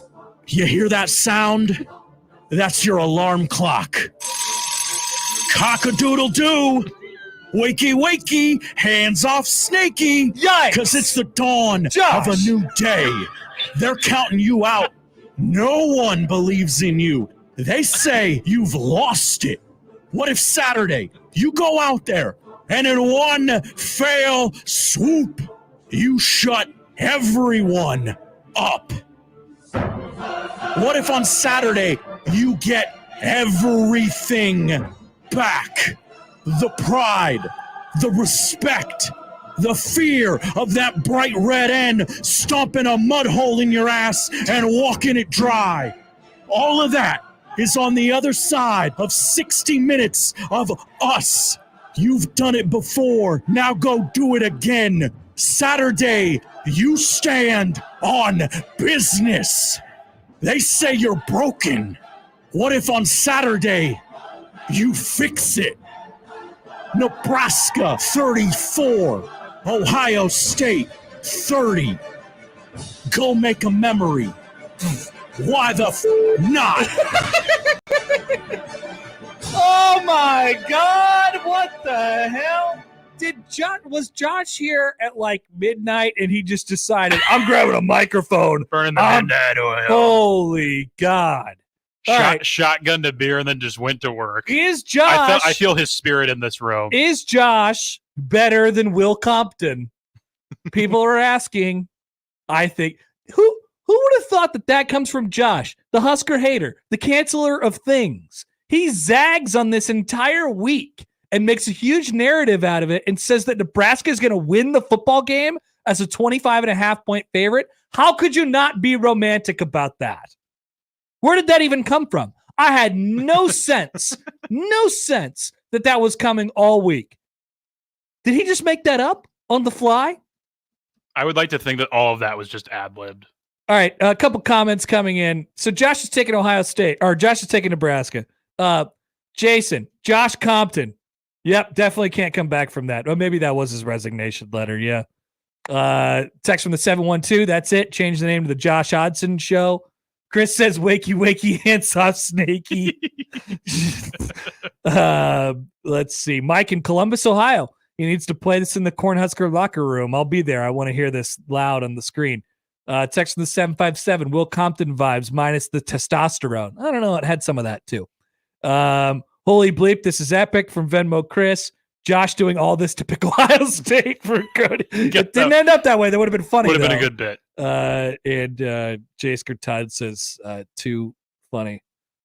By God, that's Josh Odson's music. So yeah, please tweet at Josh and thank him for that. And make him realize that we just played that on the air. Yeah, Josh went ham. That's for sure. Beautiful. So I don't have a pump up speech for you because I don't know where that came from. Yeah, that's tough to follow. I'm not picking Nebraska to win the game, but I am picking Nebraska to cover. 36-14. There you go. 36-14 is your final score. Ohio State wins by 22. Nebraska travels back home with their dignity. And you know what? I think a lot of people would be fine with that. Maybe. It kind of depends on how it looks, but I'm going to say that, yeah, like I'll add on to it. Nebraska travels home with their dignity tomorrow. Isn't that what this is all about? Apparently, if you're Josh, it's not all about that. It's about taking it. Josh has always wanted to be some sort of a wrestling promoter, I think, and he really put his best foot forward. He's got a great demo reel. So now the question is, and I guess we'll have to see if Josh is up to this. I think he has to do a hype video every week now. Yeah, did he just set a precedent? Yeah, he. Also, I was definitely waiting for the cockadoodle-doo mother bleeper. He didn't even say, he just said cockadoodle-doo. I was waiting for the. That's all. Yeah. Chad says, "I'll gladly take the dignity." Chad is settling. Josh has chimed in with a GIF of what's his name? Ted Lasso pointing at the believe sign. Oh yeah. All right. So Josh is aware. He's listening. Or Classic something. Sudeikis. All right. Wow. If you believe, we'll put that online somewhere. We'll cut that out, put that online somewhere because it needs to be Beautiful. out there. All right, back after this with the polls? Question mark? Yeah. Oh, yeah, I put up three today. Oh, actually. good job, Peter. All right. The polls will tell you what to watch next on 1620 The Zone.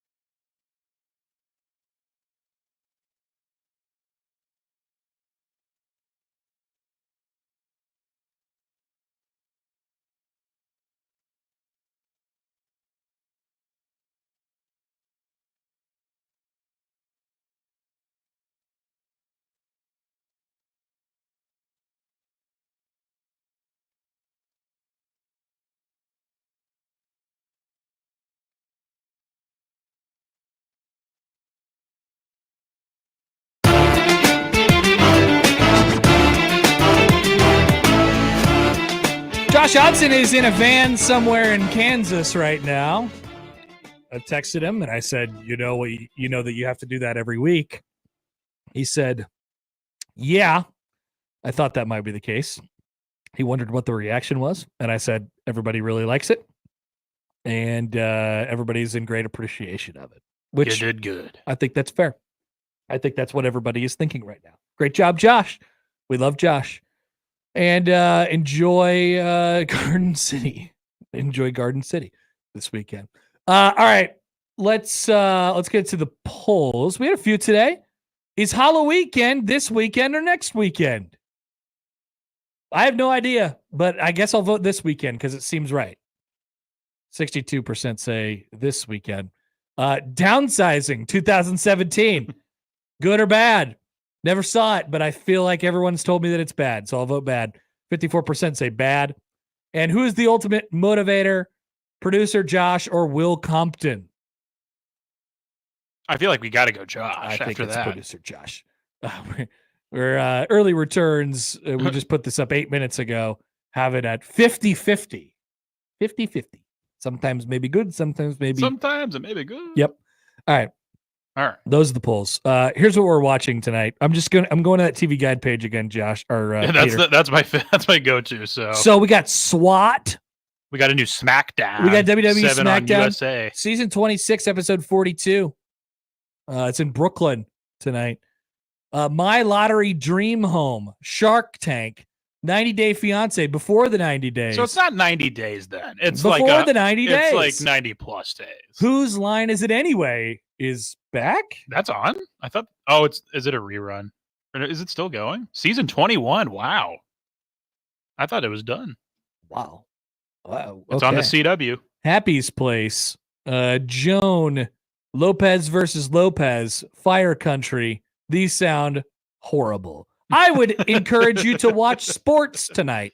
Game 1 of the 2024 World Series starts tonight at 7 o'clock on Fox, and USC and Rutgers at 10 o'clock right after Game 1 of the World Series. That's what I have for sports. But like some this week, if you are out on the football and you're not into the big market baseball, there is an NBA doubleheader on ESPN. Ugh. Pacers, Knicks, followed by, I believe, Suns and Lakers. Okay. 6:30 and 9 o'clock. Also this weekend, locally, on top of Nebraska, Ohio State, tomorrow at 11 o'clock. We have exhibition basketball, if you are so inclined. Tomorrow night at the CHI Health Center. It's Creighton and Purdue. Proceeds will go to United Way of the Midlands Disaster Relief Fund for the storms from around here in April.